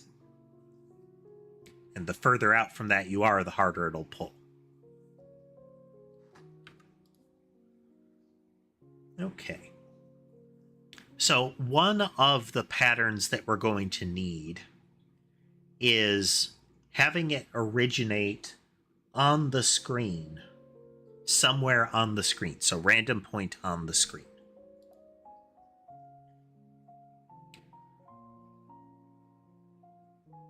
Where are our spawn? There we go, spawn point. So spawn around player isn't accurate. This is spawn around player off screen.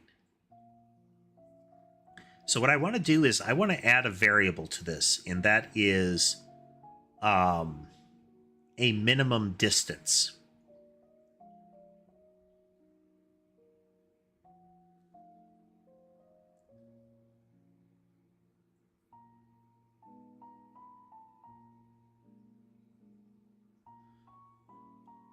This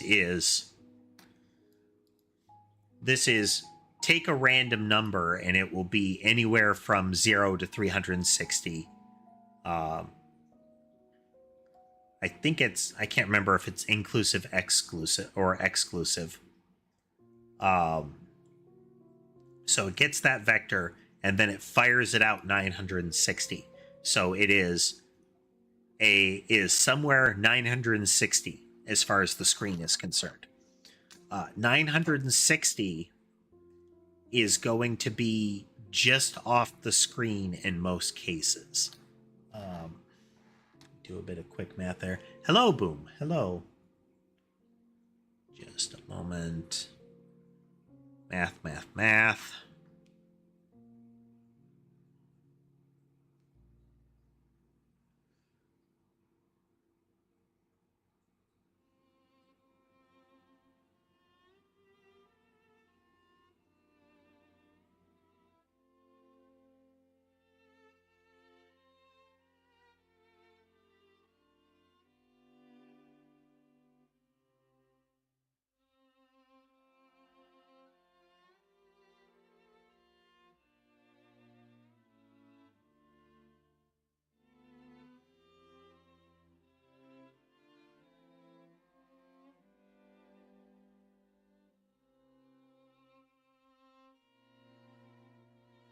Okay.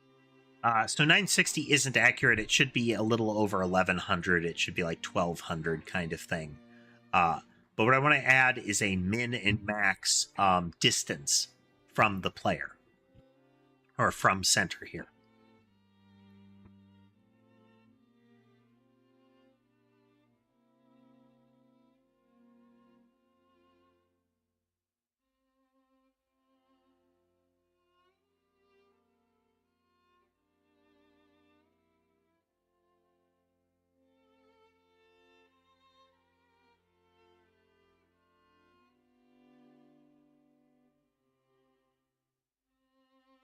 I am going to need to add to constant somewhere to say what is on screen or off screen.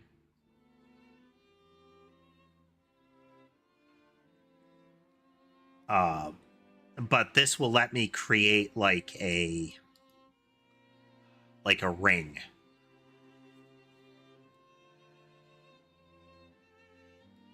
So we're just going to default this to 960, and we're going to put the maximum at 0. A minimum of 0 is, big deal. It's a minimum of 0. That doesn't change anything. But a maximum distance of 0, or a maximum distance that is less than the minimum, gets ignored.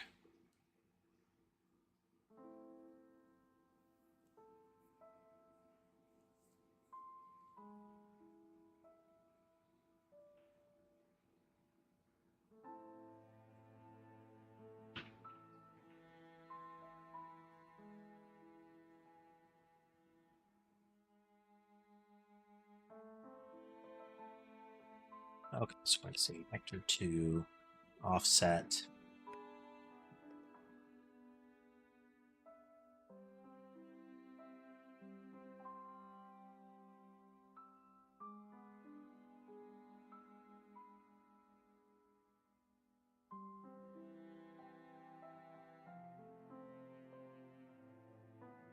It's degrees to F.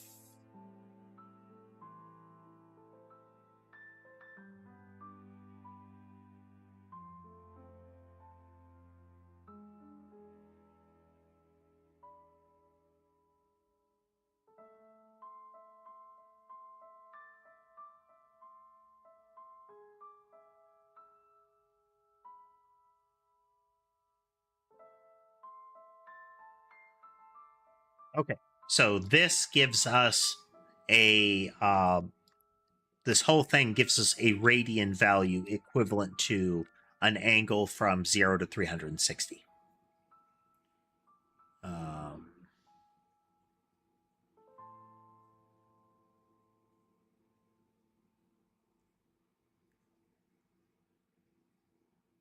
I don't want is for this to be actually 0 to 360.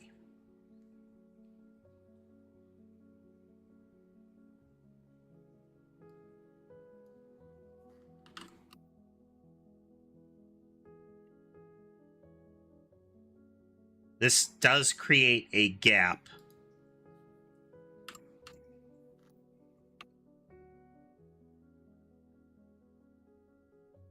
But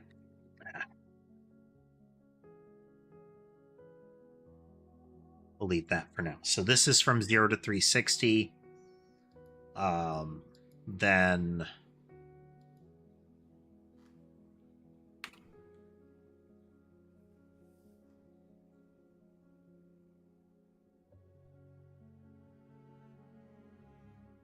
take U, and we're going to socket that in here.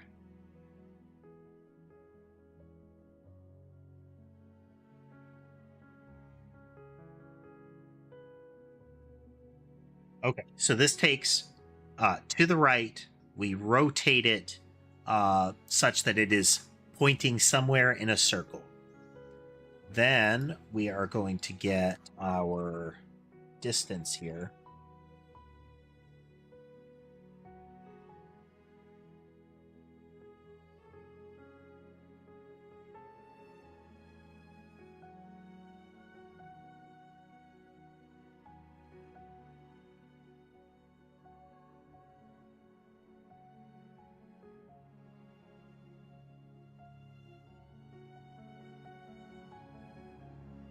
Maximum distance is going to be 1,800.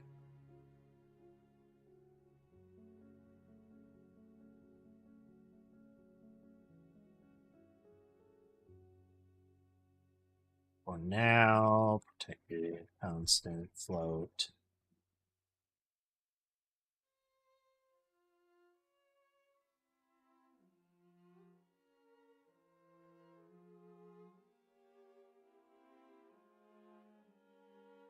This is not precisely accurate. This is slightly off of the distance from the center to a corner on a 1080p rectangle.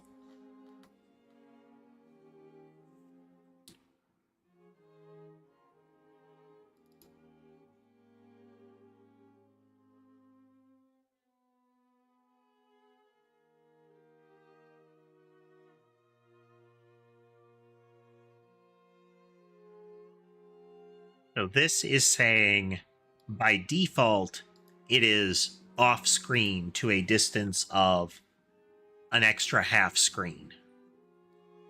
Kind of.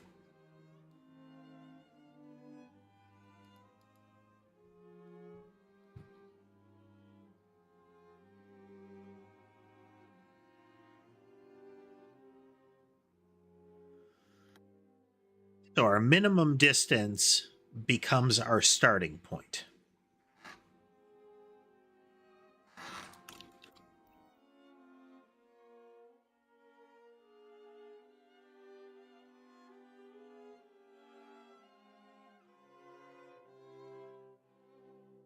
We'll need to have like some sort of initialize in here.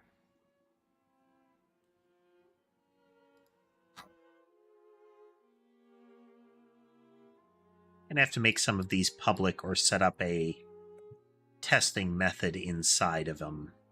We'll see.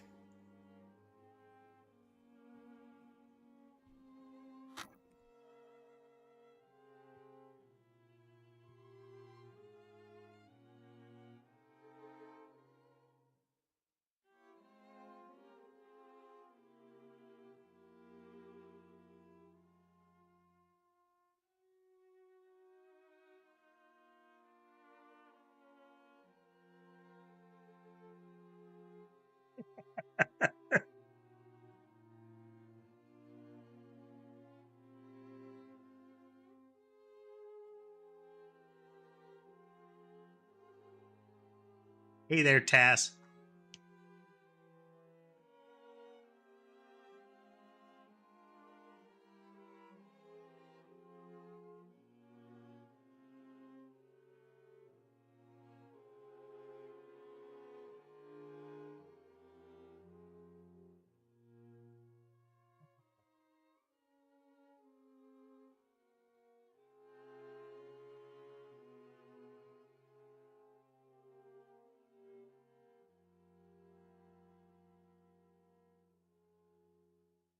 Yeah, that's Mason and Sammy.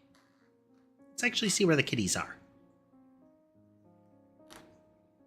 Sammy is in full cat donut there.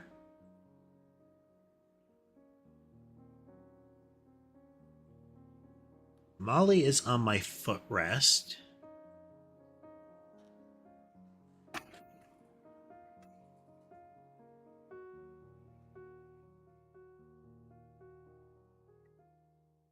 Burbet is unknown. Let's look closer at the tree.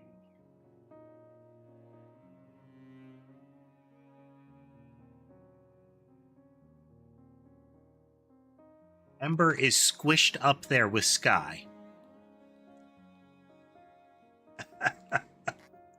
She is mushed into that back corner.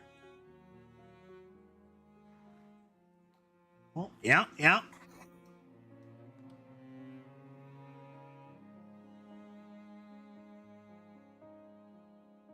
I had laid some cat treats out there on the stone. So there's probably delicious residue. We are currently witnessing why I spent some time yesterday and a good portion of this morning prototyping a new camera post.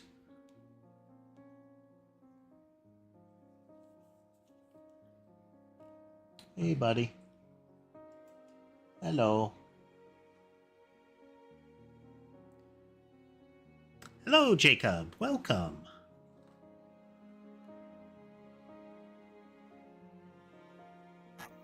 Doing well, doing well. Working on our code.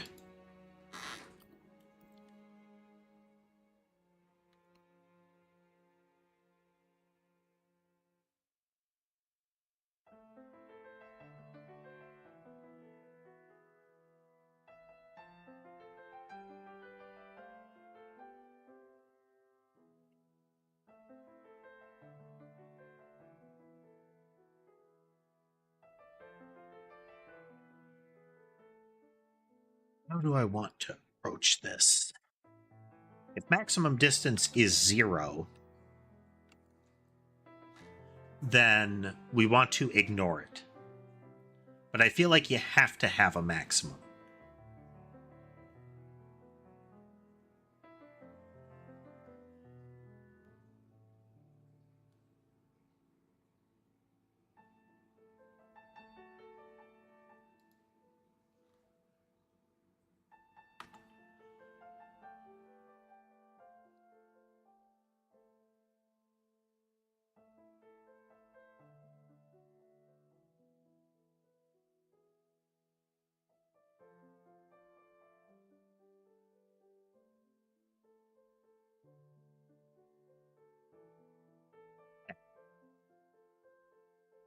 That feels better.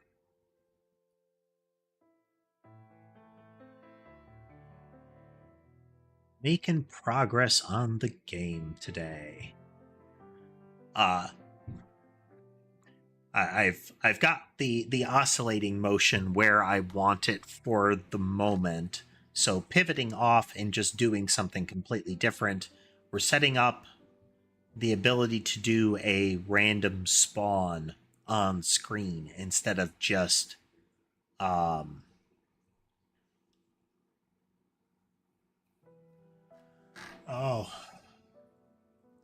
words and things instead of just off screen.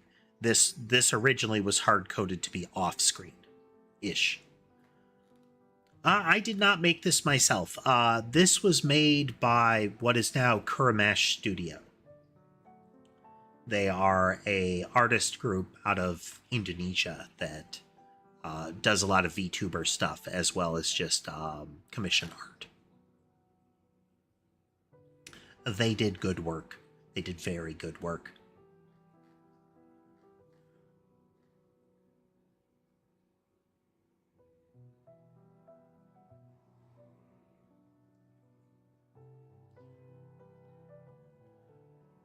Do I actually have that stored off somewhere?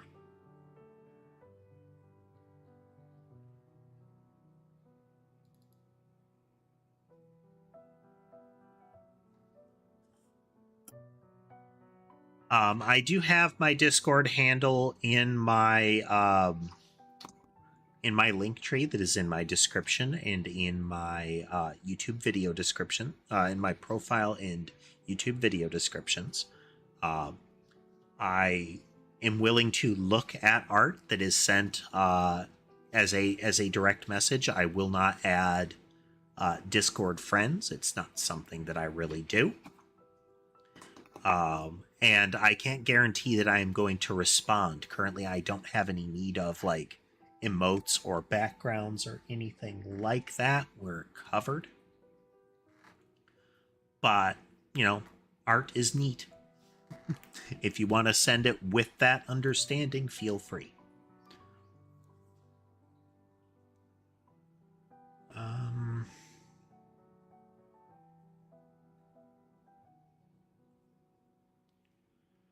I need to figure out...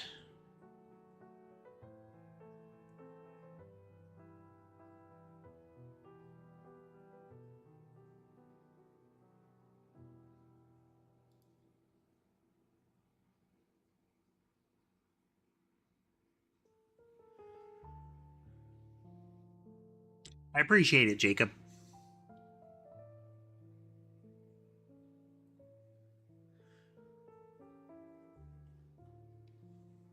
It's something that you run into a lot if you indicate that you are a streamer in social media, and just as much if you indicate that, or if you show any signs of being a VTuber, then you do get a lot of inquiries from artists. Thank you for the super chat, Taz. Thank you.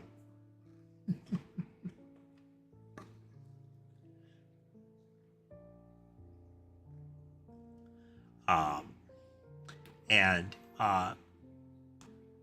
as a VTuber, one of the things is you simultaneously very much respect the artist crowd because they facilitate a lot of it outside of individuals that have, you know, honed their artistic skills themselves and make their own models. That's a different thing.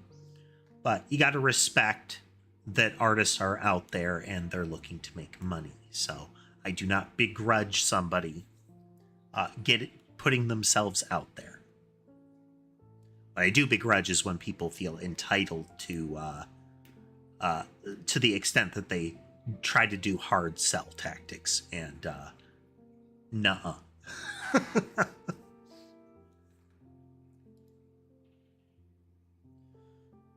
But yeah, I mean, you got to put yourself out there as an artist, and you know, if nobody sees you, then nobody's going to commission you.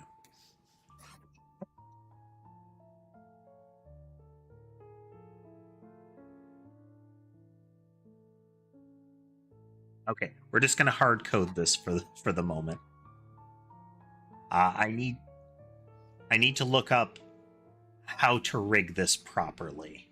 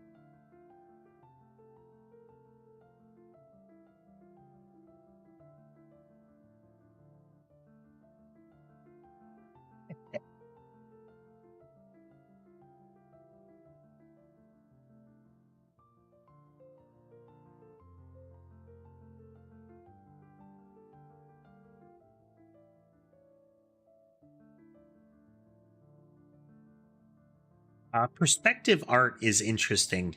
Uh, it's kind of like that trend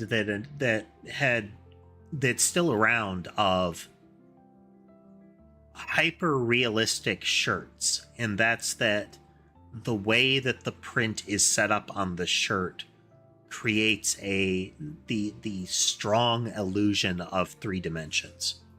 So it looks like something is like actually sticking out of the shirt. With people doing that with a variety of things, it's the sunken hole in the art kind of look. But you know, as Drew's mentioning, the mug that makes it look like you have a cat peeking over the mug or inside the mug, depending on the angle you look at it.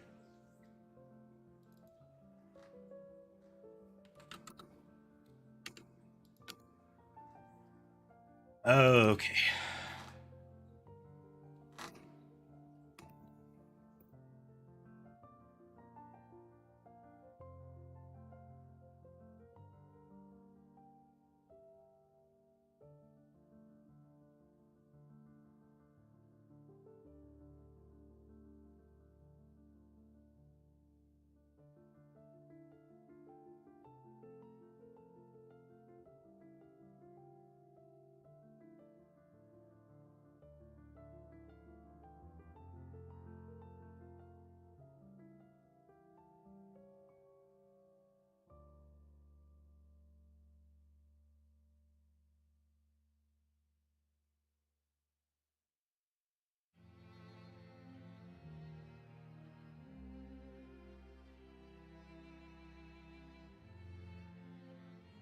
Ooh.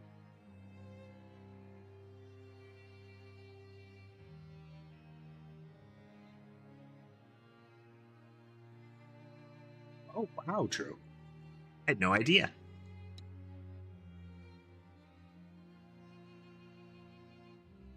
Okay, I didn't understand that. So that was VTubing rig up so that the cat would peek over the edge of the mug or lay down in it. That's cool. That is cool.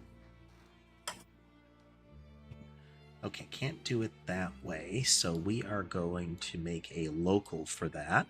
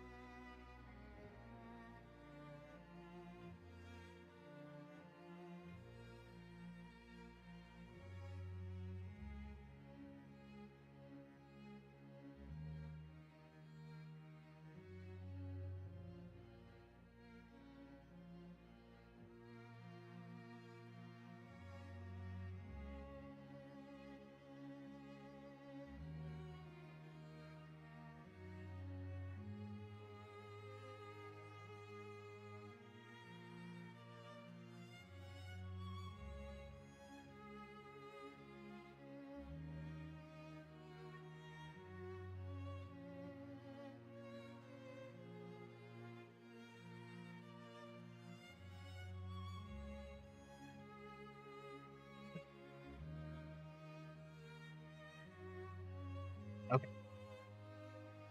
Initialize. So now our minimum distance is either 0 or whatever it's set to. Maximum distance, by default, first we'll get our screen corner distance in here.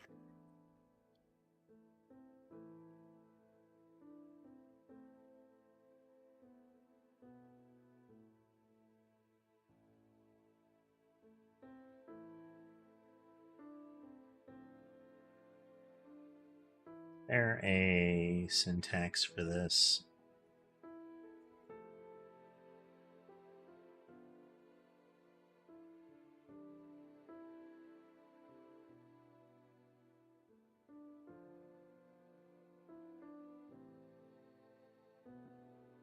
I don't know if you know off the top of your head, Tess. Is there a C# operator for raise to the power of? Or do I have to actually manually do the square or the squaring?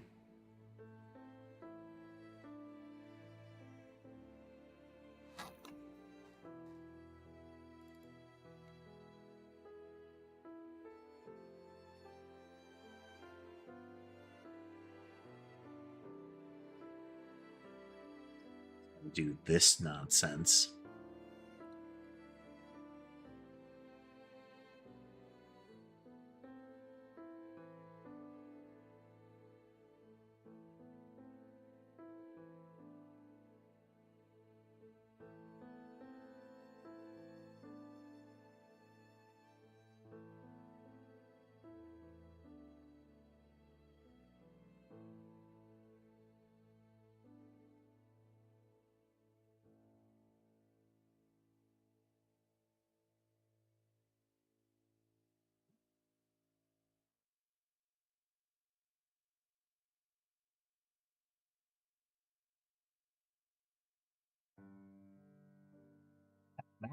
Ow.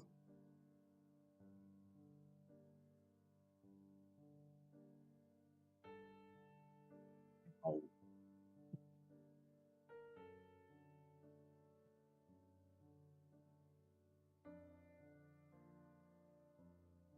Hello, bestie. You've got one of those screen tags.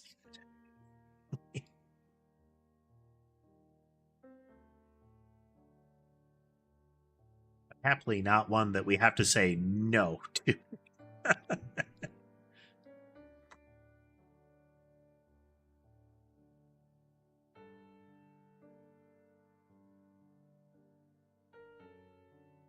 Okay, so this will get us the distance to the corner.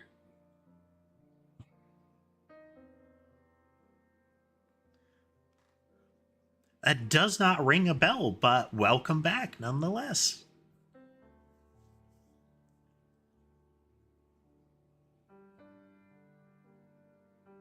I am still working on that game, Bestie.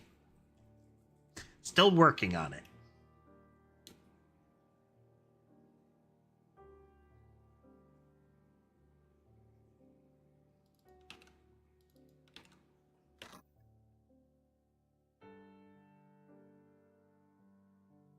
Okay, maximum distance will be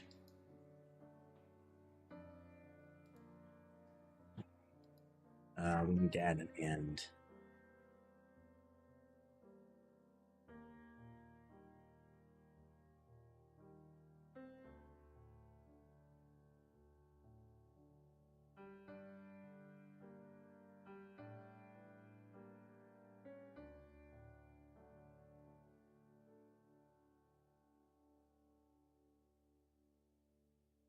Okay.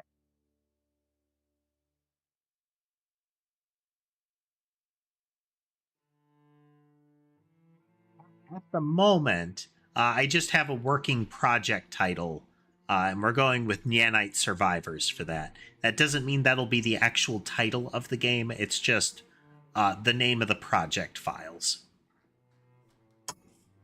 You know, it's like how the Nintendo GameCube was Project Dolphin. I think it was the GameCube.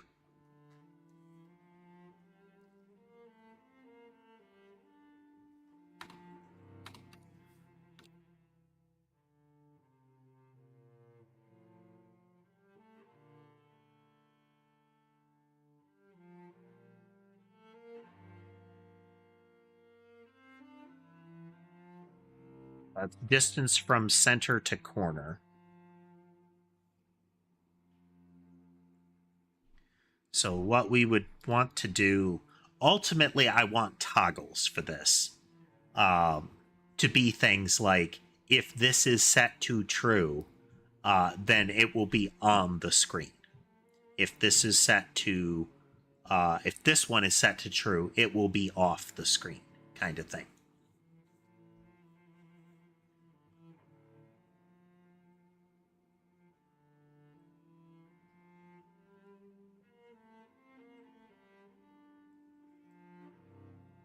Otherwise, there will be some sort of distance from it, kind of thing.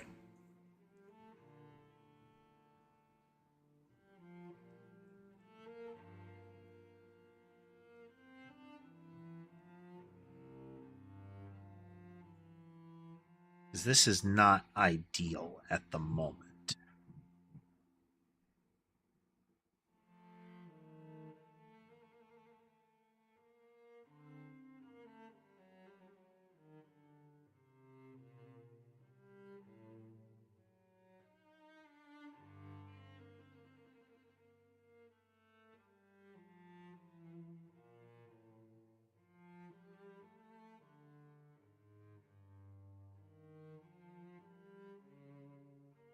So this will be minimum distance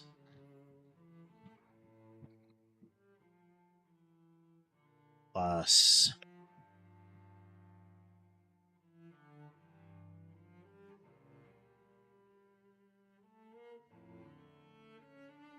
that times maximum distance minus minimum distance.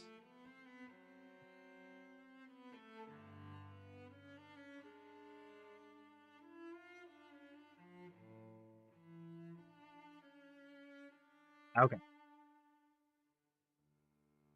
Well done. Moving along there, Bessie.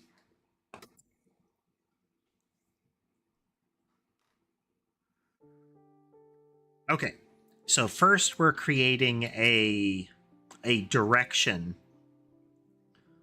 toward like pointing a direction pointing to the edge of a circle.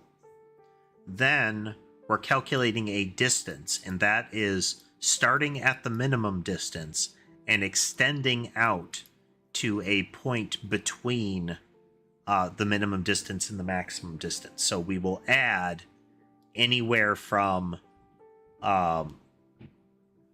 we're going from 0 to the difference between min and max here.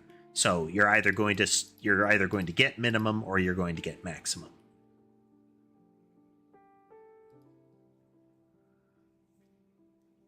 Then we're going to add in here. It's going to be offset times distance.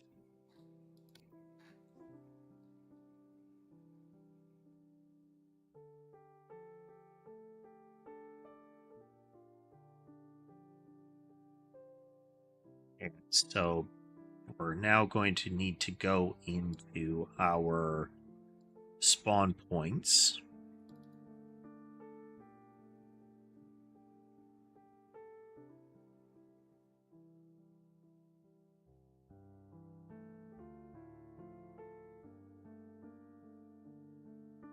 Well, that's okay.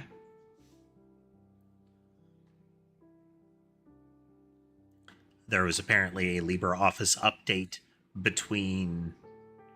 in the last couple of hours.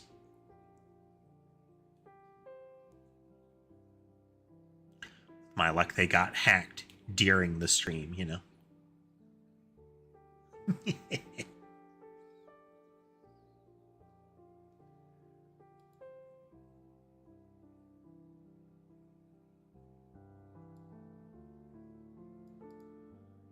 Around player, so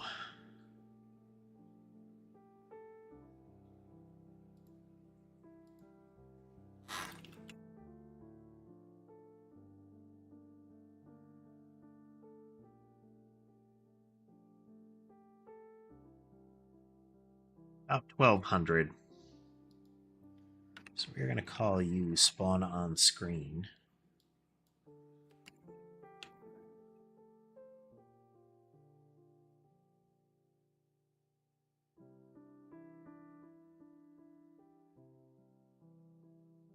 And this will be 60. Actually, I'm going to have to adjust this logic. This is not what I want it to be. Ideally, what we would then have is, in addition to a maximum linear distance, we would also have a maximum component distance. So the length and height of the triangle traced by the resultant vector cannot each of those can also not exceed a boundary. Hey there, Laura. We're making a bullet heaven style game in the vein of like Vampire Survivors and Hollow Cure.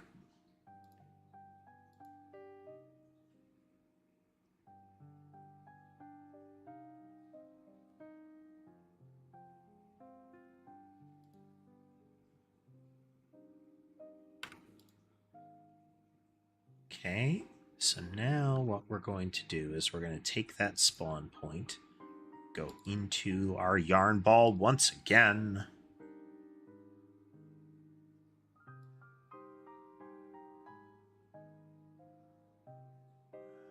Needs to be a spawner.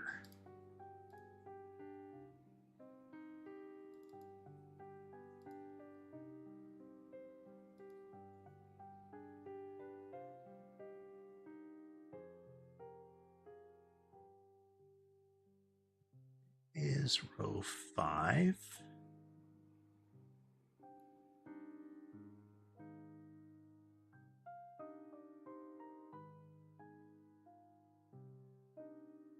Spawn on screen.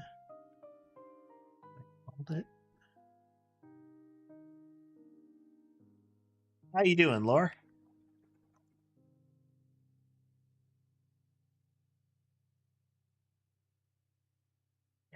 Okay.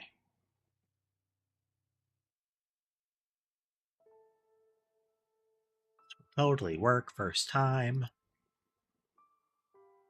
It didn't.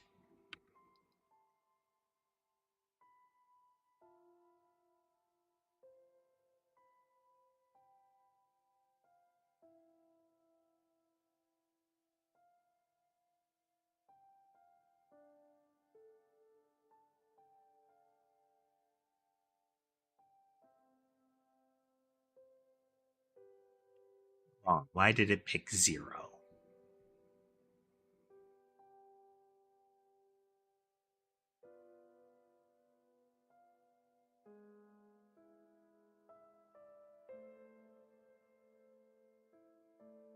Put it off the screen every time.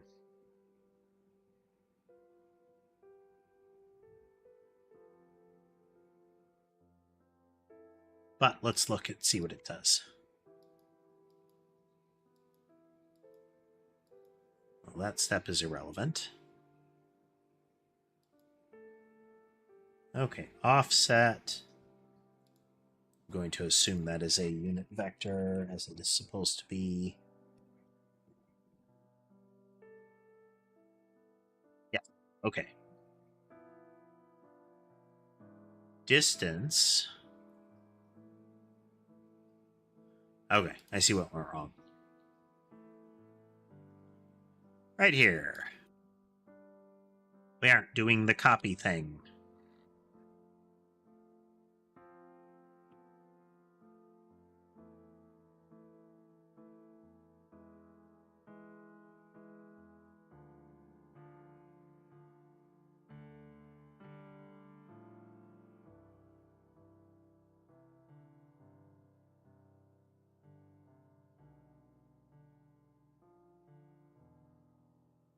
To spawn player. Copy is minimum distance is equal to that, and maximum distance is equal to that.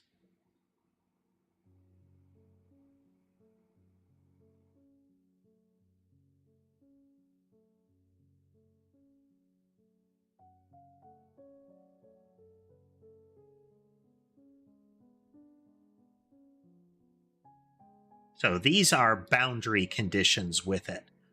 When this gets set, we are still going to run initialize. We are going to double check all of the values that came in. Could I make it so that that's not the case, or doesn't need to be the case? Yes. Are we gonna? No.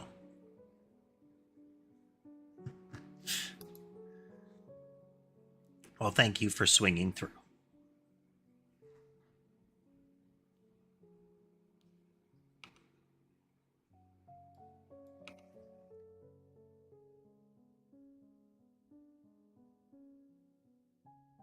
Okay, so they emit to the right currently, but they appear somewhere on the screen.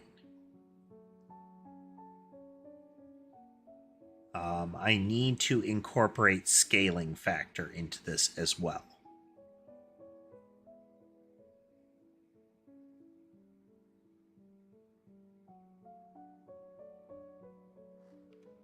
We'll be able to see it better if you do this. And this. Okay, so this is the basis for something like the lightning strike style weapons, where they appear somewhere on the screen and hit from there. We could also do things like it appears off screen and converges. So it would look like something kind of coming in towards you instead of spawning anywhere visible. It'd be like it appeared on the edge of the screen and came in. Yeah, let's make it weirder.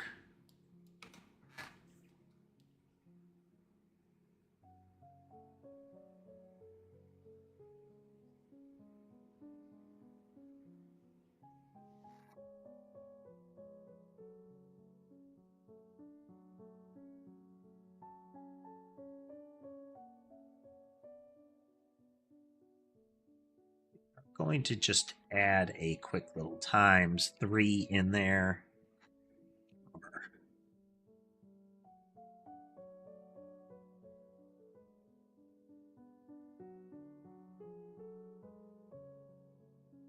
Behaviors already get the scaling factor. Did I do that properly?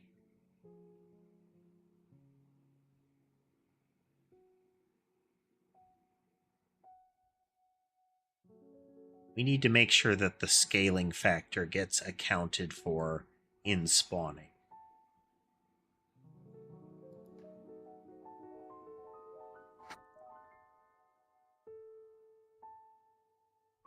Let's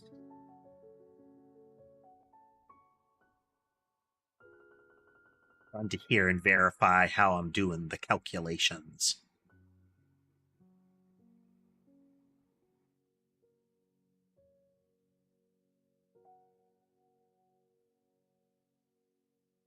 Maximum distance should not be 0 at this point.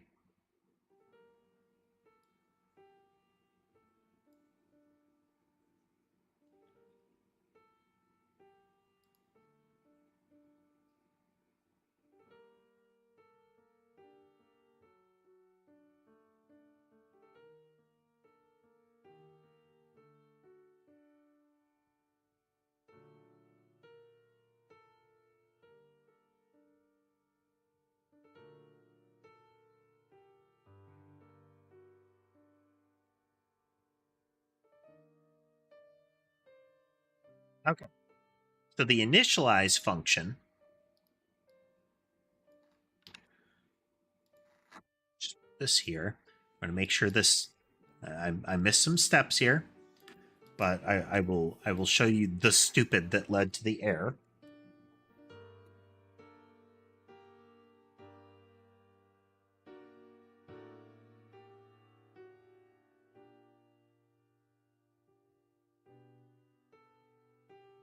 So this function says if we're not already initialized, we're going to set up things like the distance to the corner of the screen. We don't currently have that. Really super useful, but what this is saying is we could actually, let's just do ×2. If you are essentially diagonally 2 screens out, we don't care about you anymore.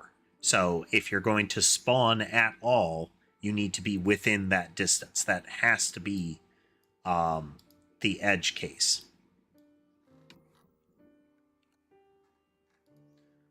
And minimum has to be at least 0. Maximum has to be at least the minimum. And once we've done that, we have initialized. And then we never call initialize. That's why it's not working.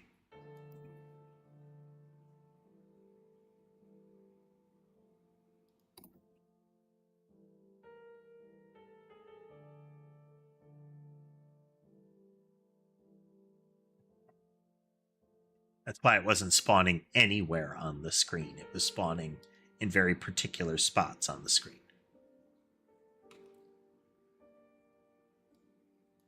Well, in theory, it should be spawning. Now it's not spawning anywhere.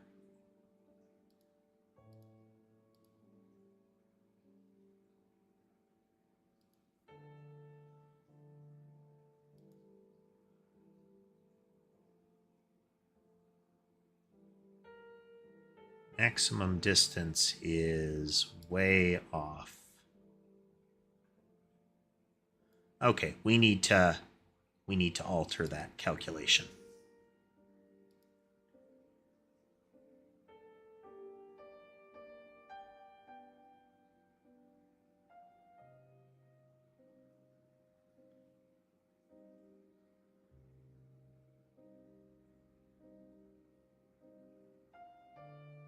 We want this to actually be is minimum is 540.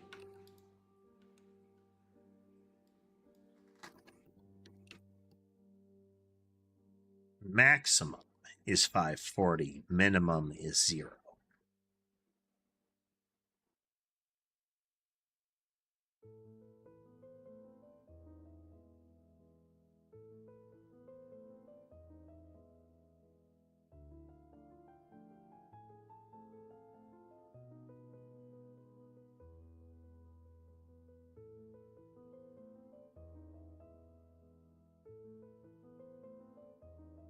Getting some that we aren't seeing.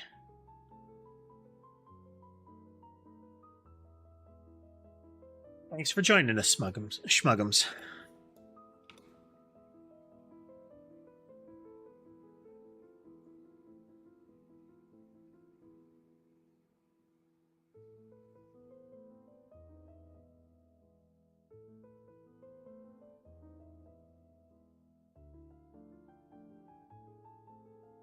Distance does not seem quite right. We're getting some that are off the edge of the screen, but that shouldn't be possible.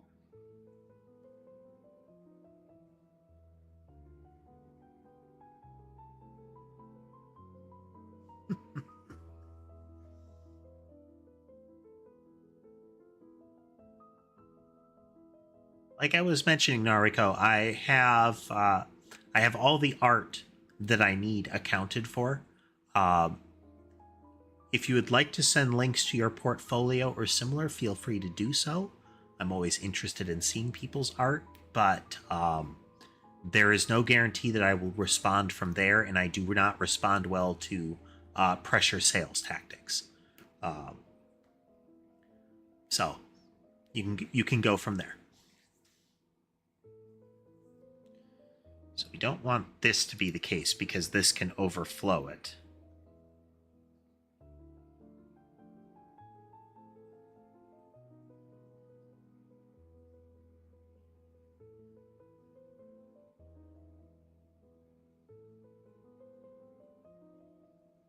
So we're gonna need to do a better here.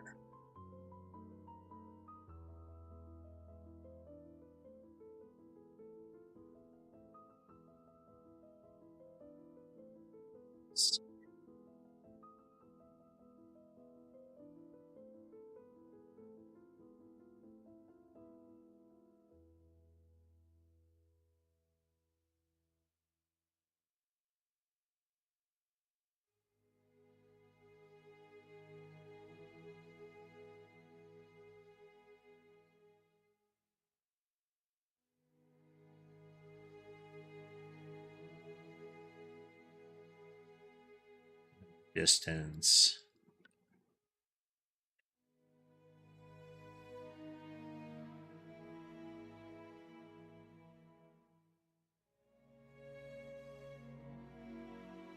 Should help with some of it.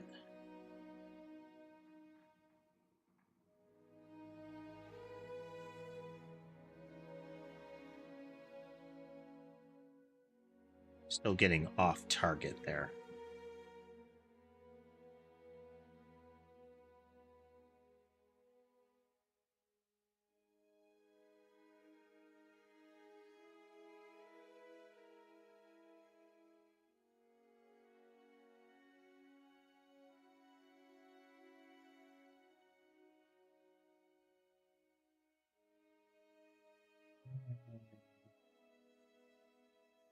Zero and 540.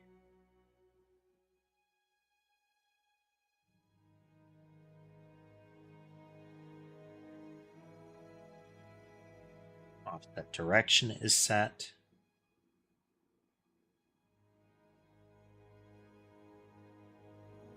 So we should get a number from 0 to 540. Oh. But our world distance isn't that.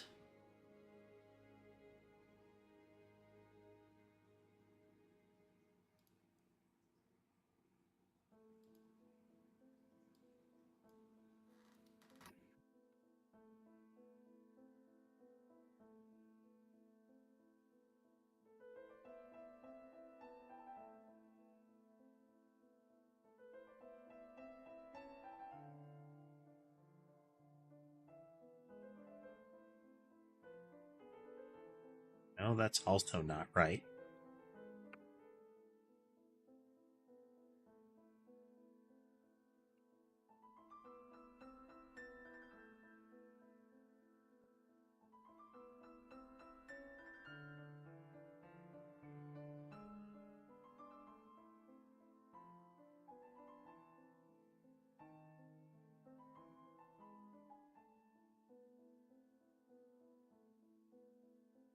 So it should only spawn within a distance of 5 squares.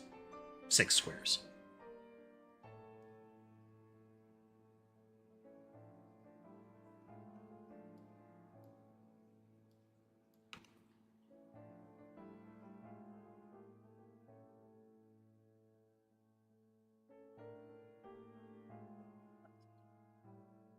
Bit more spin here.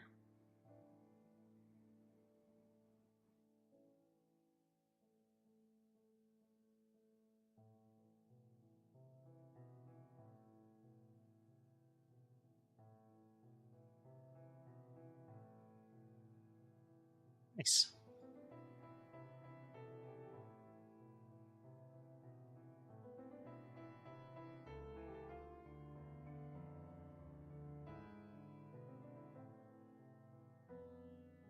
Spawners definitely need wait states associated with them.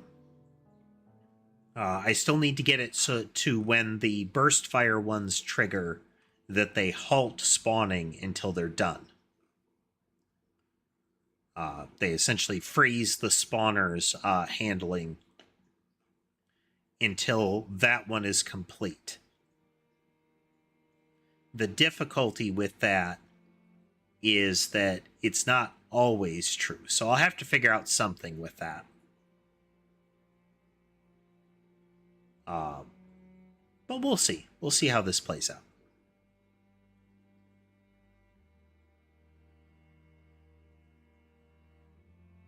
Yeah. Let's pull the fan off, put you here.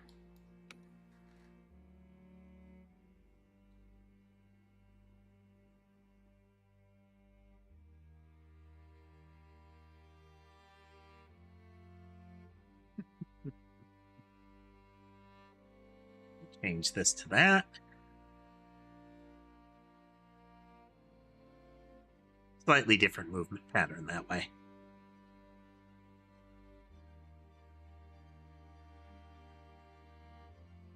The reason it's slightly different is that both of the spiral types look at what the current motion is before they make their own adjustments. So if there's something else that is altering the movement beforehand, their movement starts at a different point. Some things like move random direction don't care what the prior motion is. They apply their own. Like into an entirely independent vector. But things like the wave motions are dependent on the point of origin, or the originating movement once it reaches them.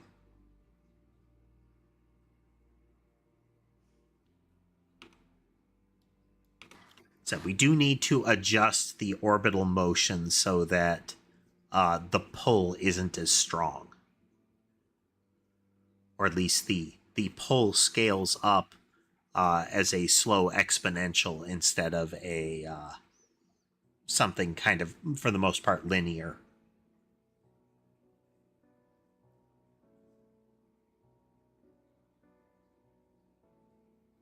That way, it needs to get noticeably far away before it's getting hauled on really hard, which will make it so that you can get kind of orbit deviation easier. Yeah. If we remove the default, we change the default logic on the bullet, we can get another test going here.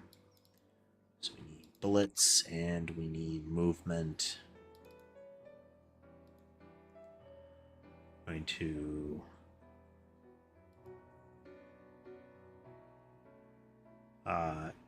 to random entity will give us what we need there. Not that.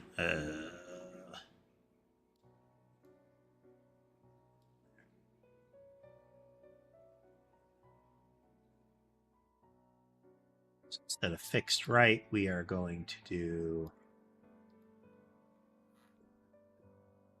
random entity, which, because there are no enemies present, is going to be move in a random direction.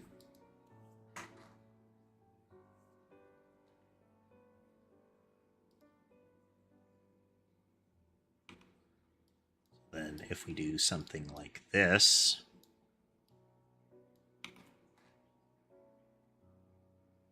oh, okay. So we have another flaw here.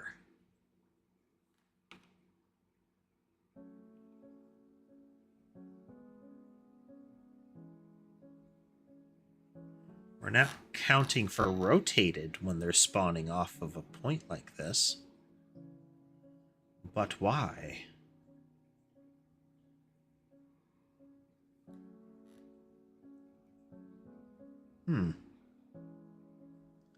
Let's check a couple things here.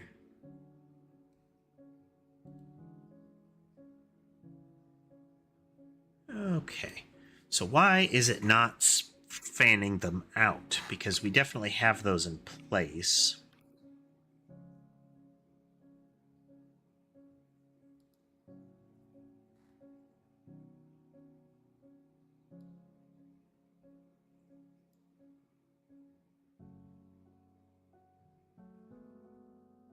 Okay, I think I know. Yeah. Stop that. We will. Okay, so I need to check our targeters.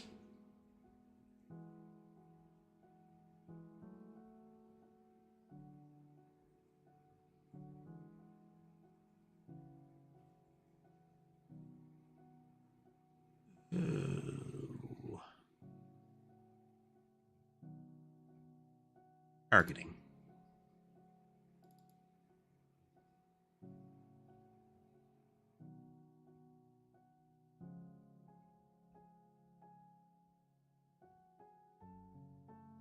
Entity targets. That's not what we want. Random entity.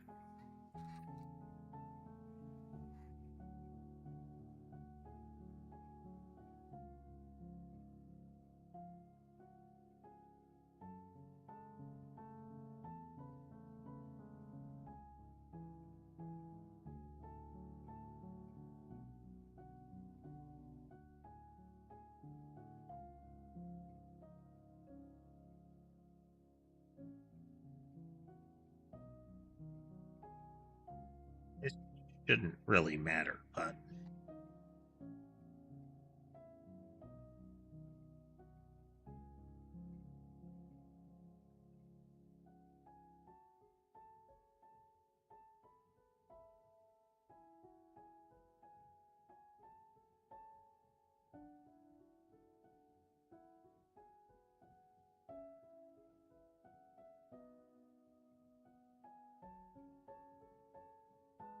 I can rotate.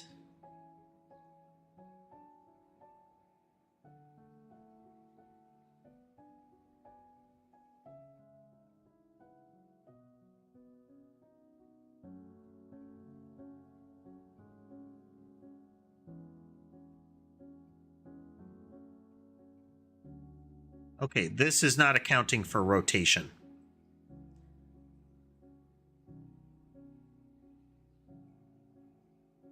And movement for move straight line.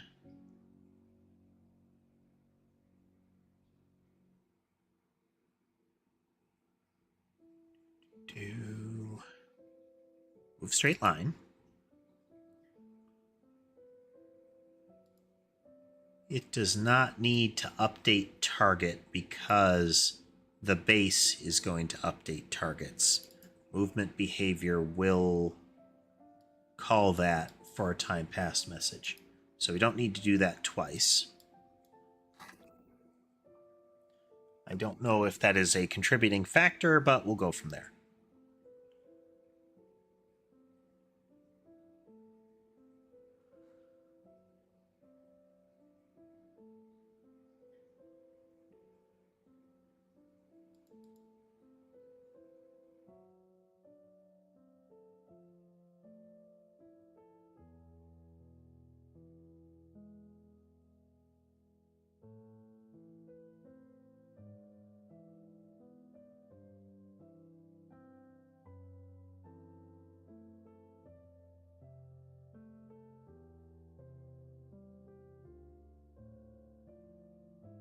And by default, targeters have radians rotated. When you rotate, we add radians rotated. So we aren't accounting for that in random entity. Whenever we update the direction, we should account for that.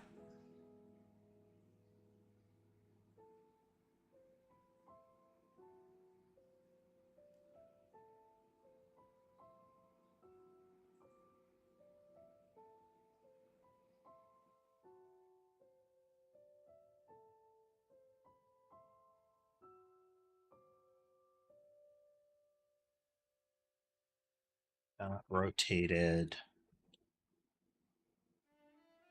Radians rotated.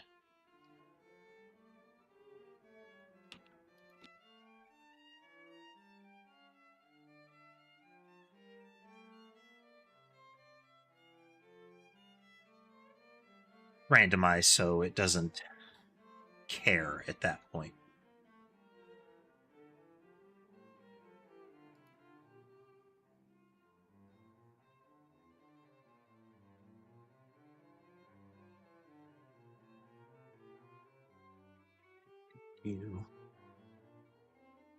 They spawn, they move in random directions.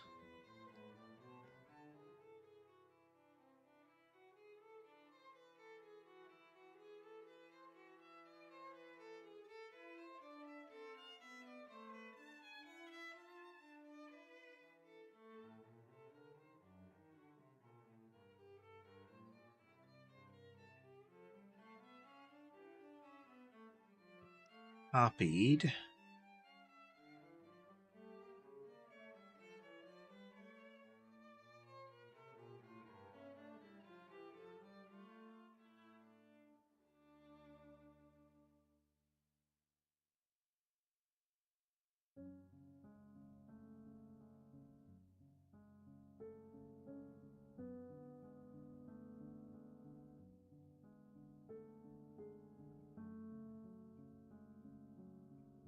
Why is it linking them all together?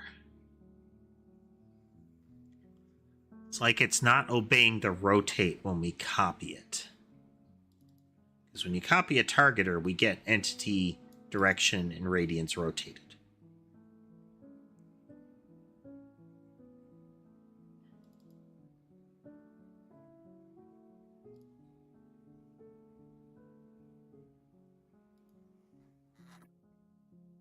Okay, we run.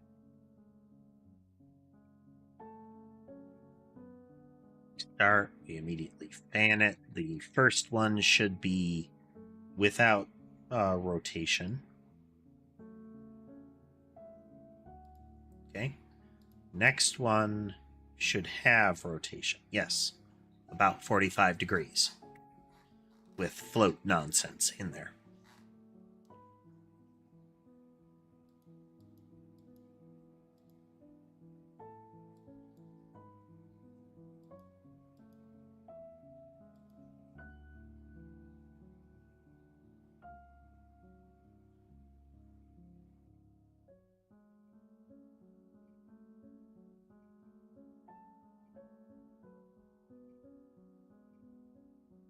Oh.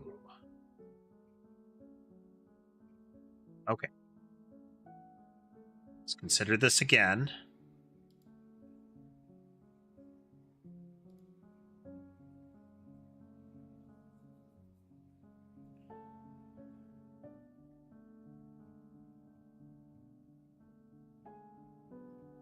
Discard these changes for now.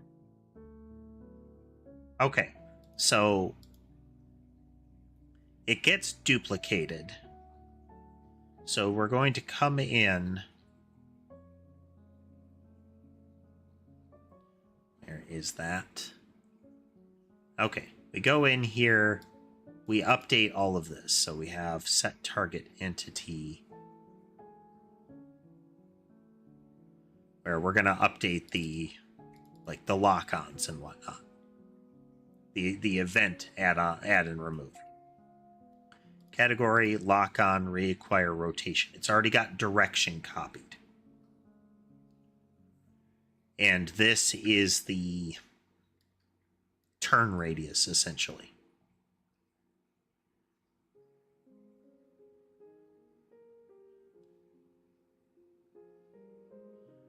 Once we have this, we can adjust these accordingly.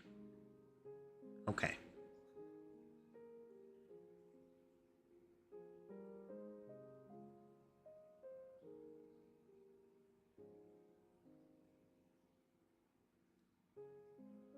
Because this is turning radius stuff.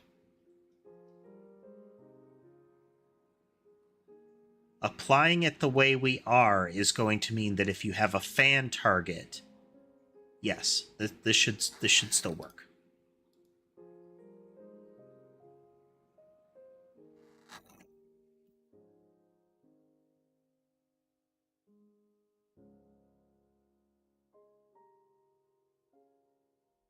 You have to apply rotation on a case-by-case basis.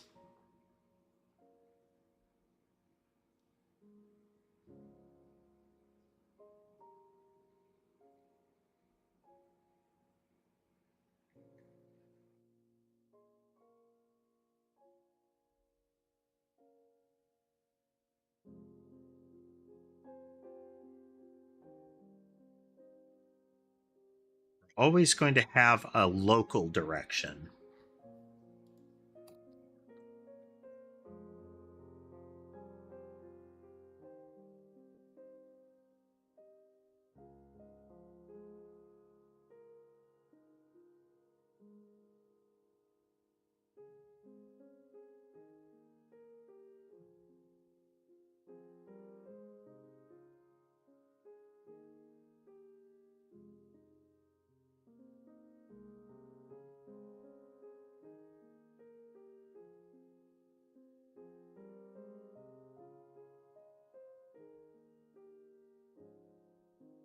Okay, so when we determine direction,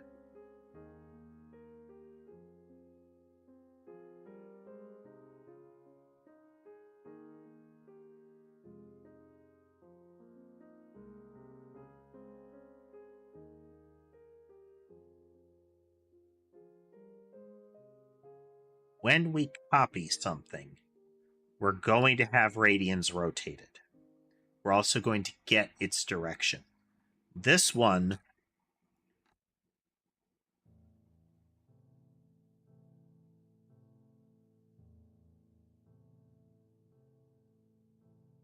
just float. There are 2 times that we update things. Float, float.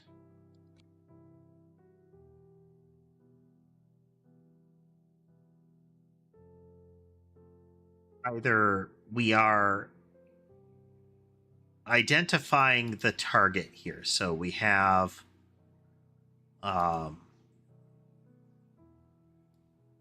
we are trying to keep track of the target.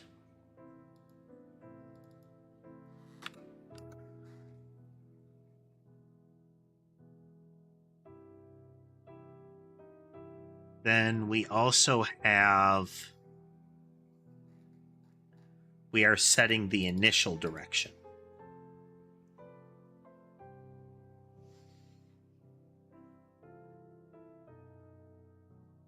If we have an initial direction being set, like it's being randomized, it's okay that that's set. If we are tracking, then either we have absolute tracking or slight turn radius tracking. But we shouldn't rotate it when that happens, because then you'll have some projectiles that are supposed to be tracking that cannot hit their target. They will veer away from their target. So the initial one is going to handle all of this when it updates. But when we copy it, we should be able to do here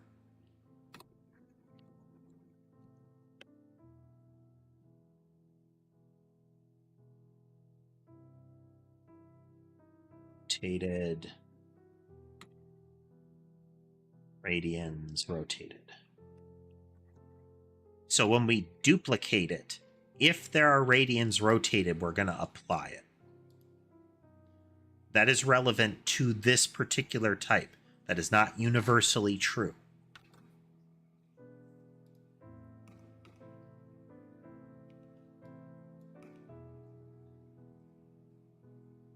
Nope, still not working.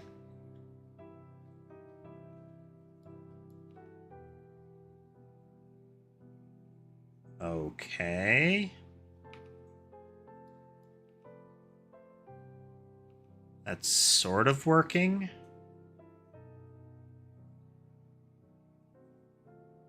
Huh. So if I double rotate it, it's actually rotating.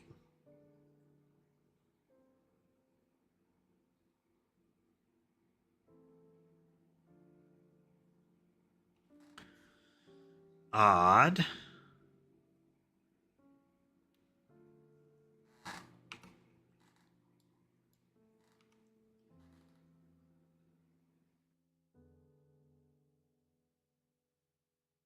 Yeah, you can see it's a burst of 5 instead of 7 when we've got that. There's overlap during them, but one of them is still stacking up right on center. Because when there's just the two, I'm sorry, just one split, it stacks.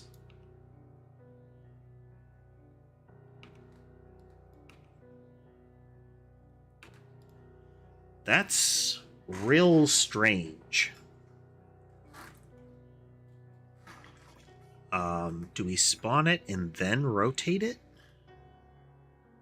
Oh, okay, yeah, we're going to spawn it, then rotate it. And the subsequent ones that are copied have rotation to them. Okay, so this won't do. It needs to be when we need to update the target. So we need to have some sort of like internal direction stored here in order to get this to work.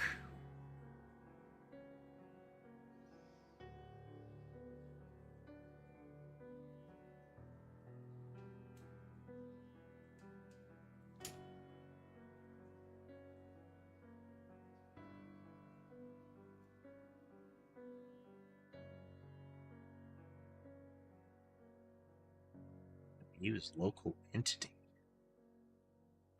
Ah, okay. That's so that we keep a reference to it.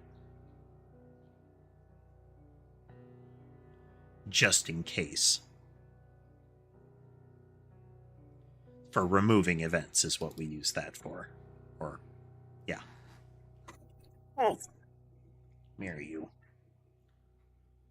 This guy has come to sit with me.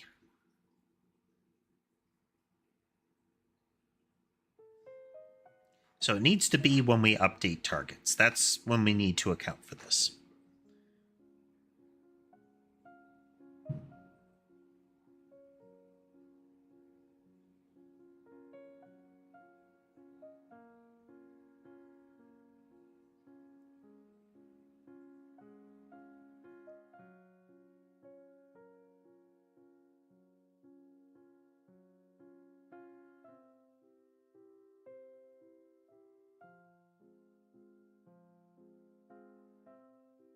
Get an entity target. If our target exists and we haven't set the direction or we are trying to lock on, then we're going to get in here and try to get a direction.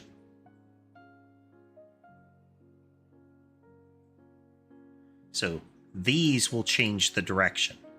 This will change the direction.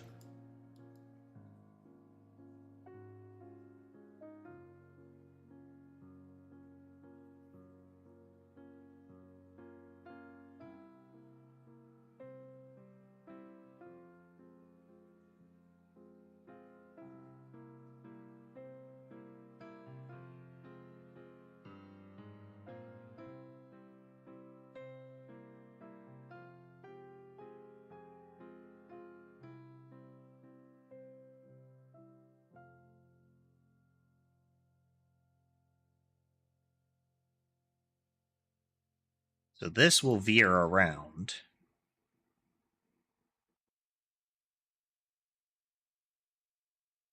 This scenario is updating it to face our target because we're locked onto it.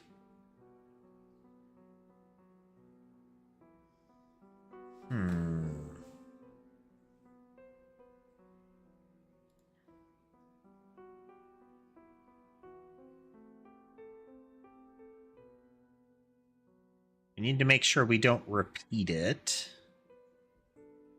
So like if we do target, proposed direction just repeats, it does not rotate. Target direction, when we're updating the target, we will, so we do our random direction rotate.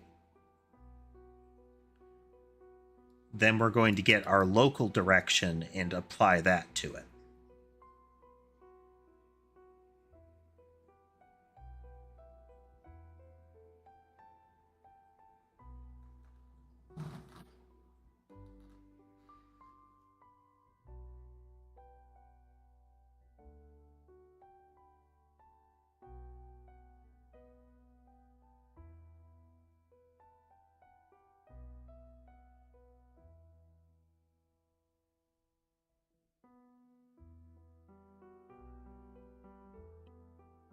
So if we get a rotate event, that is a point at which we could apply the change.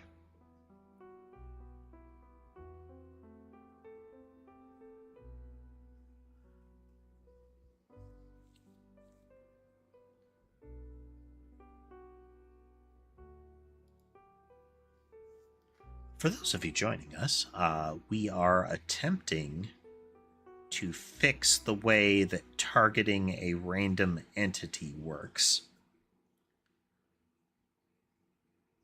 Right now, it doesn't have an entity to target, but the issue is, regardless of that. So we're going to be rotated after the multiplier fires.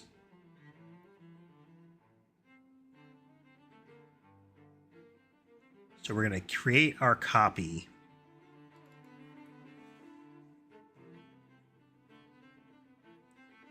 Let's verify that. Yeah, we copy it, then we rotate it. So it needs to be when the rotate happens, we change the direction. So then we need to look at targeter, and it has rotate.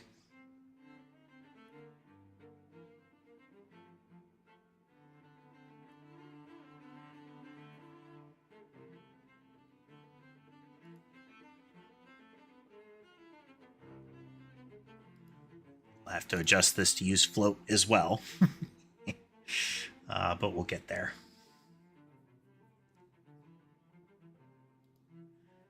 Entity.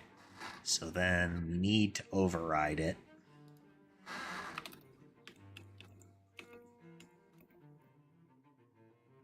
I'd rotate. Hello. Hello, sir. This guy was not getting sufficient attention. He was closing in for a headbutt there. He is also fond of that, rub his cheek along mine. But he's not quite, it's not quite snaggletooth, but he has very prominent, canines. Those, big front fangs. And he is prone to raking that across your skin when he does that nice little "I love you so much" face rub. I mean, ultimately with cats, a lot of times that's equivalent to you are one of us kind of thing. Or if it's an object, this is mine. Or both. But yeah, he'll get that tooth he'd really get that tooth in there.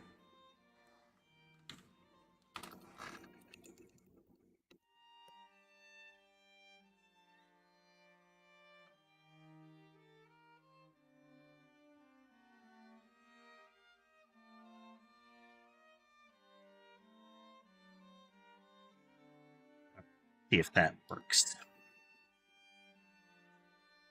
The direction of this one is either static or it is steadily rotated. So applying it once should be enough. There we go.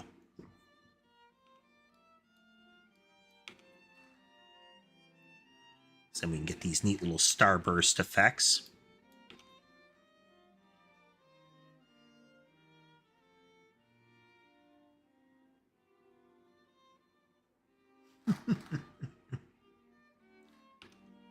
All right, let's strain the system here.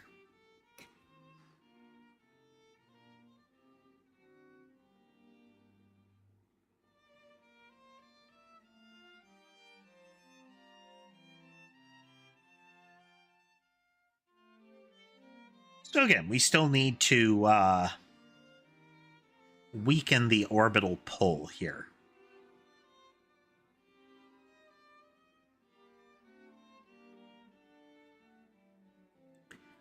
So that it's easier for things to pull away a greater distance.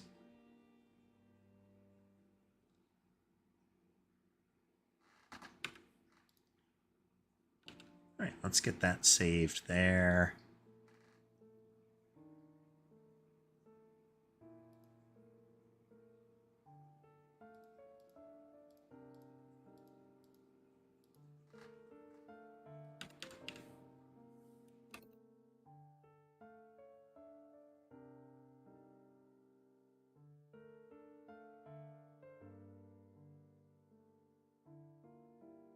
Typing around sky at the moment.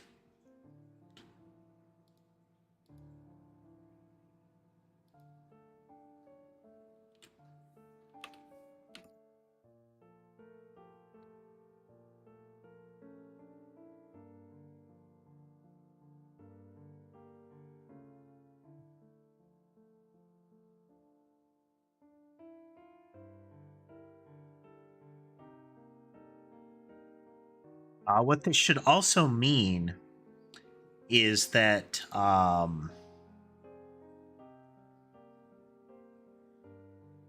we might have to check on rotation radians as well.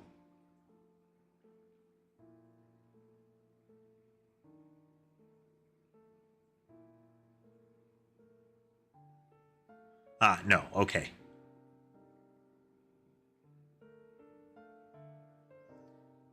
We're going to get the angle too. So when we do this rotation, we should actually get fan out relevant to like the homing mouse as well.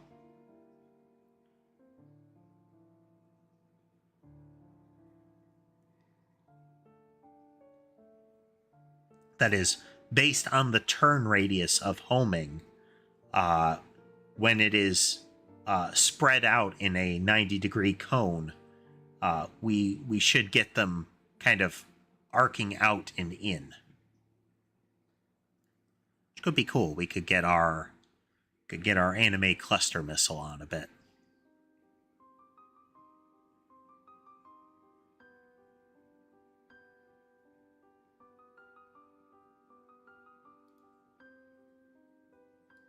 Push those.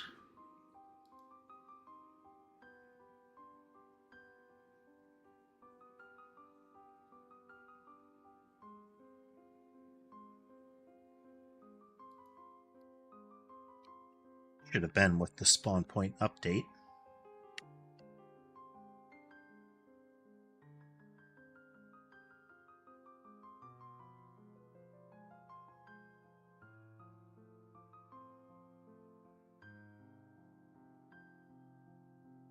Guy's head is propped up against my mouse side forearm here, so I can move the mouse around, but I have to reach awkwardly to get to the keyboard.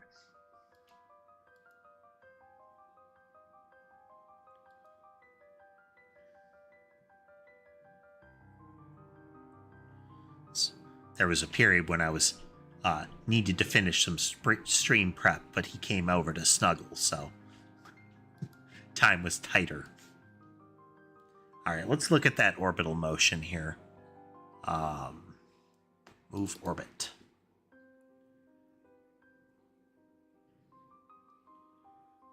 We have a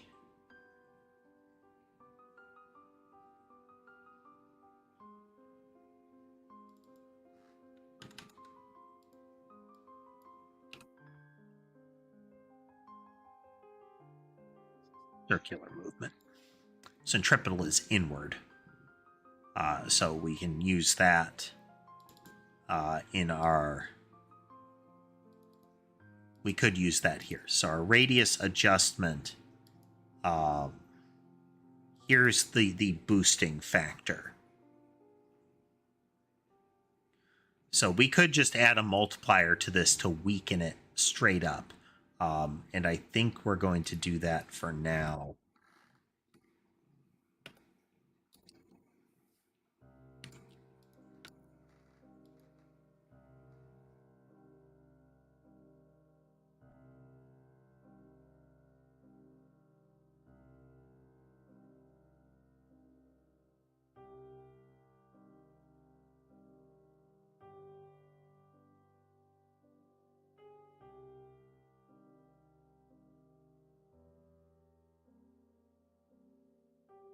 So we're getting some nice pull in there.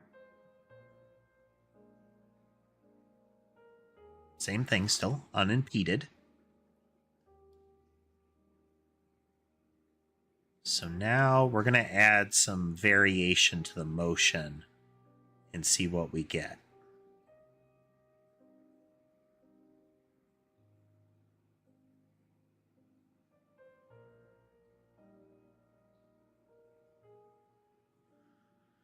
Yeah, having an indicator of how strong the pull is in the configuration, I think, will be needed here.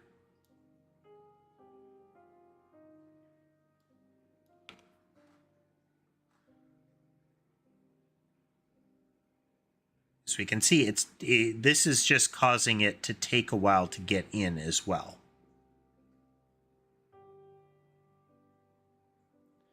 I think having like a start low and then exponentially increase curve could be the way to do it. This isn't entirely the best test though, because we are spawning far away. So let's get that spawn point put back.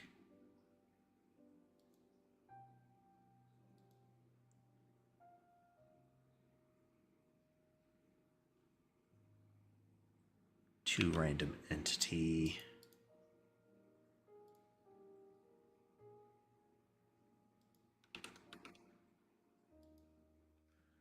Then we go back to our bullet, which is here.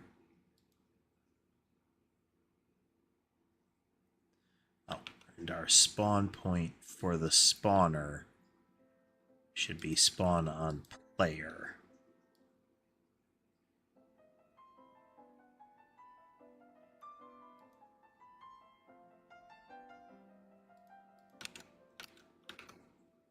All right, let's get a better test in here.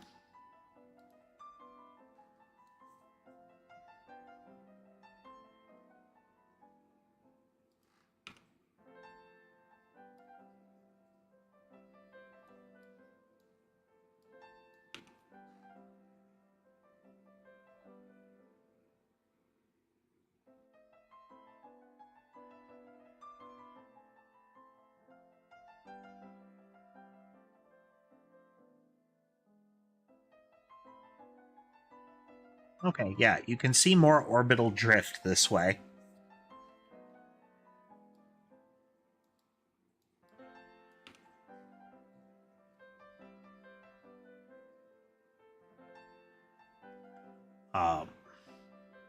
This is something that we could definitely play with a little bit. Because, again, we want it to try to converge on the distance properly.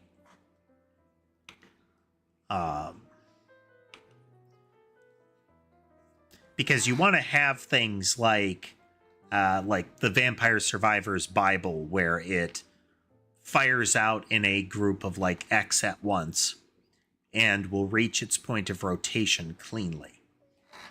Let's try to get that in there. We should have a multiplier that we can pull.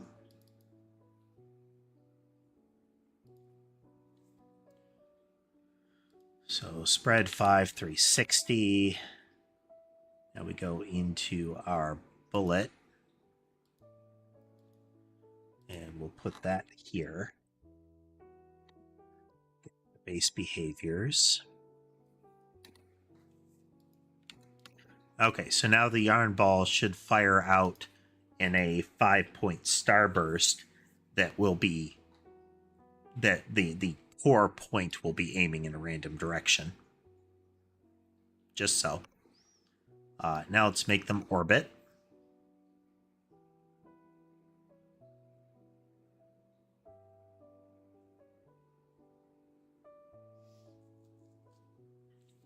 Because we do still want this to get to its to the edge state sooner, where it's orbiting around. We want that to be a strong force. We could weaken it the further out it is, but that's not really what we're going for.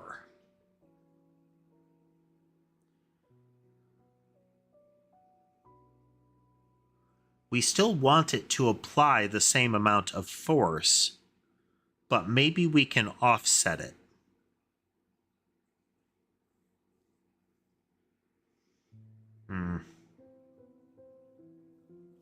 Well, I think we're okay for now. We're gonna...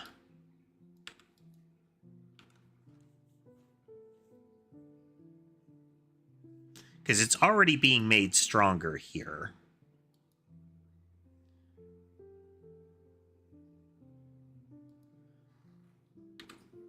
Let's call this and just put that there.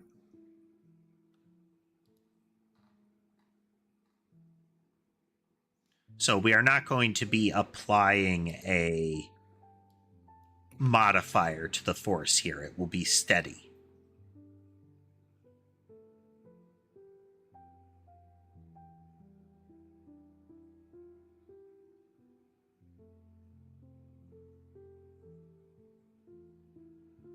I think that's pretty good.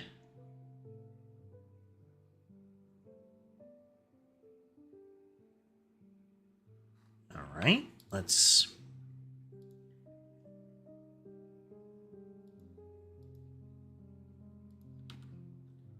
get back to on screen.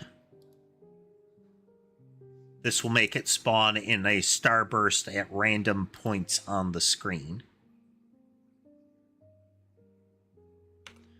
Now we'll make it move to orbit the player from there.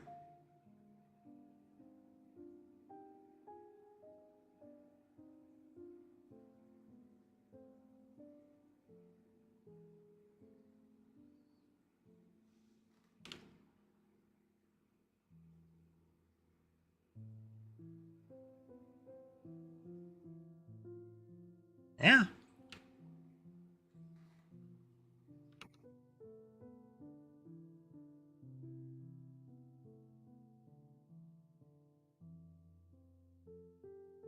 Let's remove that boost factor there.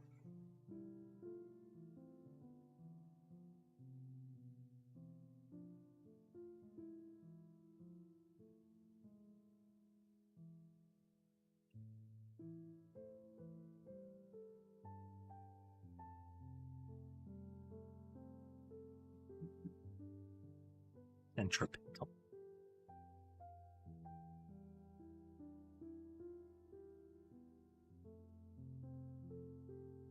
Let's do something visually silly. More stress test, I guess.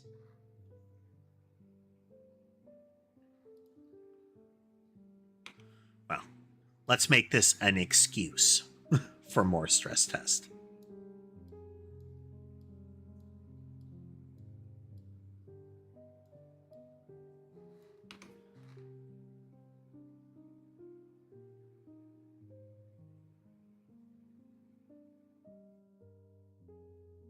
For reference, the current logic is saying emit 5 projectiles that fire in a 1, 2, 3 burst each every second that will then subsequently split into 3 4 times. So we have 5 times 3 to the 5th projectiles per second being created. That is 781, 200, about, let's just say 1,000 things a second.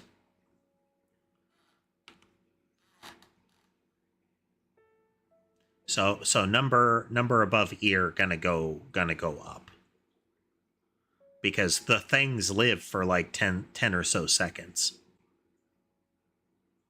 We are getting a cool pattern though. We are very slowly seeing a cool pattern unfold.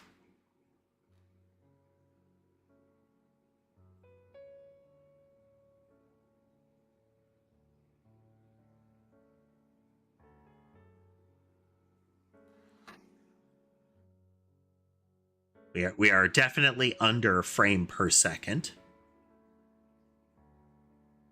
So we are at seconds per frame. It's close to 1.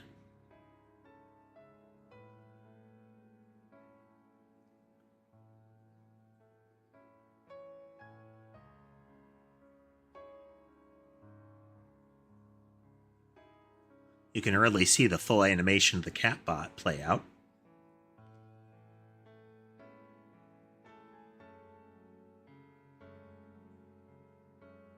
Looks like we're sitting at about 12,000 things here.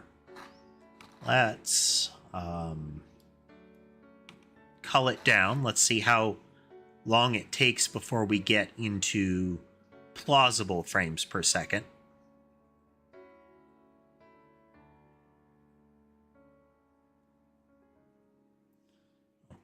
Plausibly viable frames per second.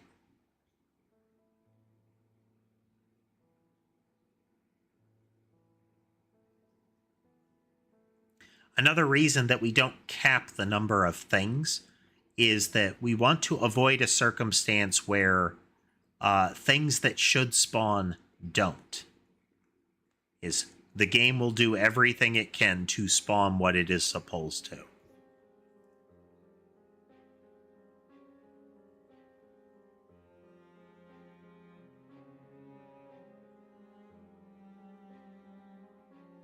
Okay, we're back up to frames per second, about 1 to 2. That's with 5 times 3 to the 4th.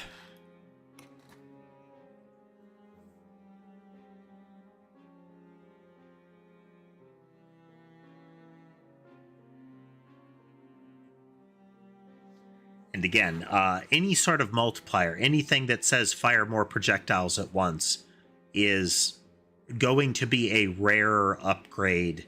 It will have constraints to it, because those are pretty much some of the most powerful upgrades in any of these games. Is when you would fire 1, fire 2. More things is generally better.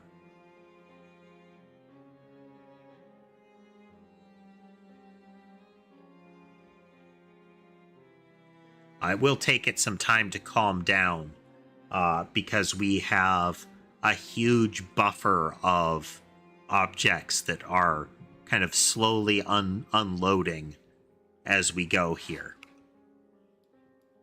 If we calm it down enough, then we'll get back up to a stronger frames per second with stuff like this.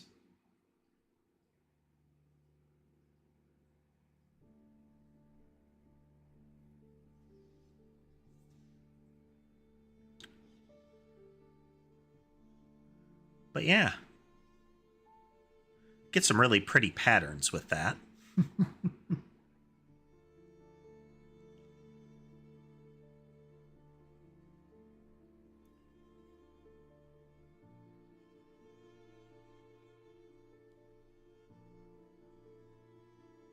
Yeah.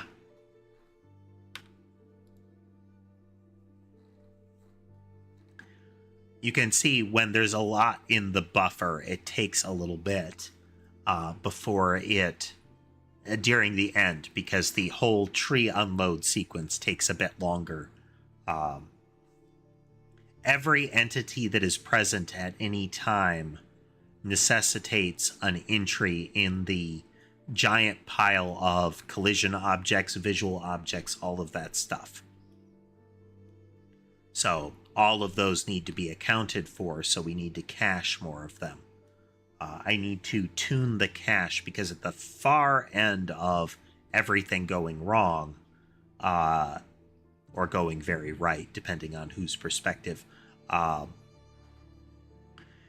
cache can thrash a little bit. And what we want to do is make it so that there is a, how long has it been, or that kind of thing,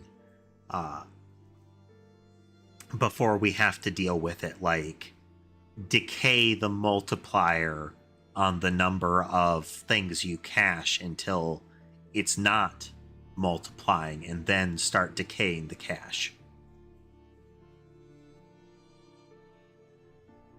Or as soon as I can pull something, I start to pull things from the cache, stop multiplying, that kind of stuff. We'll see how I can make it work. But yeah, I think, let me just check a couple of things here.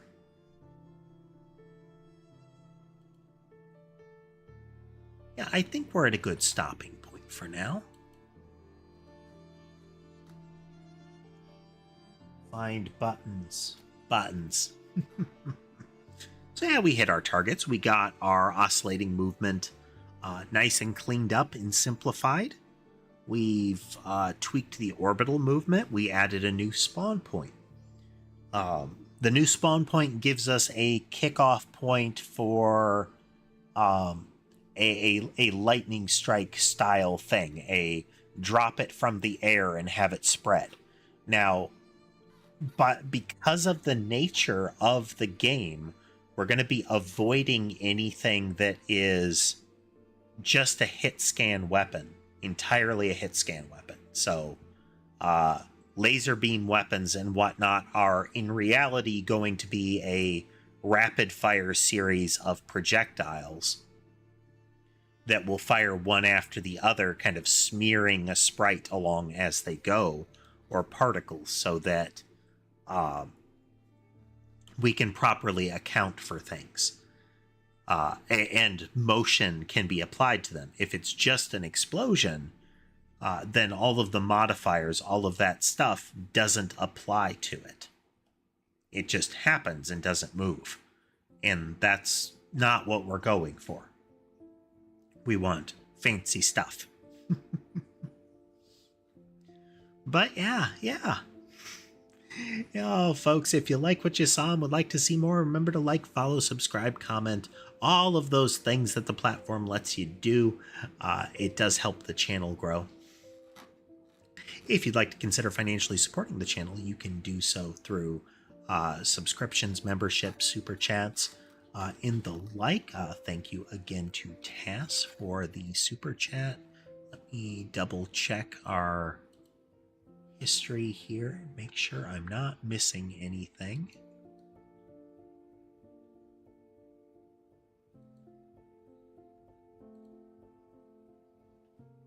That. And just making sure, want to make sure I haven't forgotten to thank someone. Always important. Oh, but again, thank you all for watching. If you'd like to consider financially supporting the channel, you can do so through platform-specific means as well as through Patreon and Ko-fi. You can find links to all of my platforms in the link tree that is in my bio on Twitch and the descriptions of my YouTube videos. But with that said, I hope the rest of your day is good, and I'll see you next time.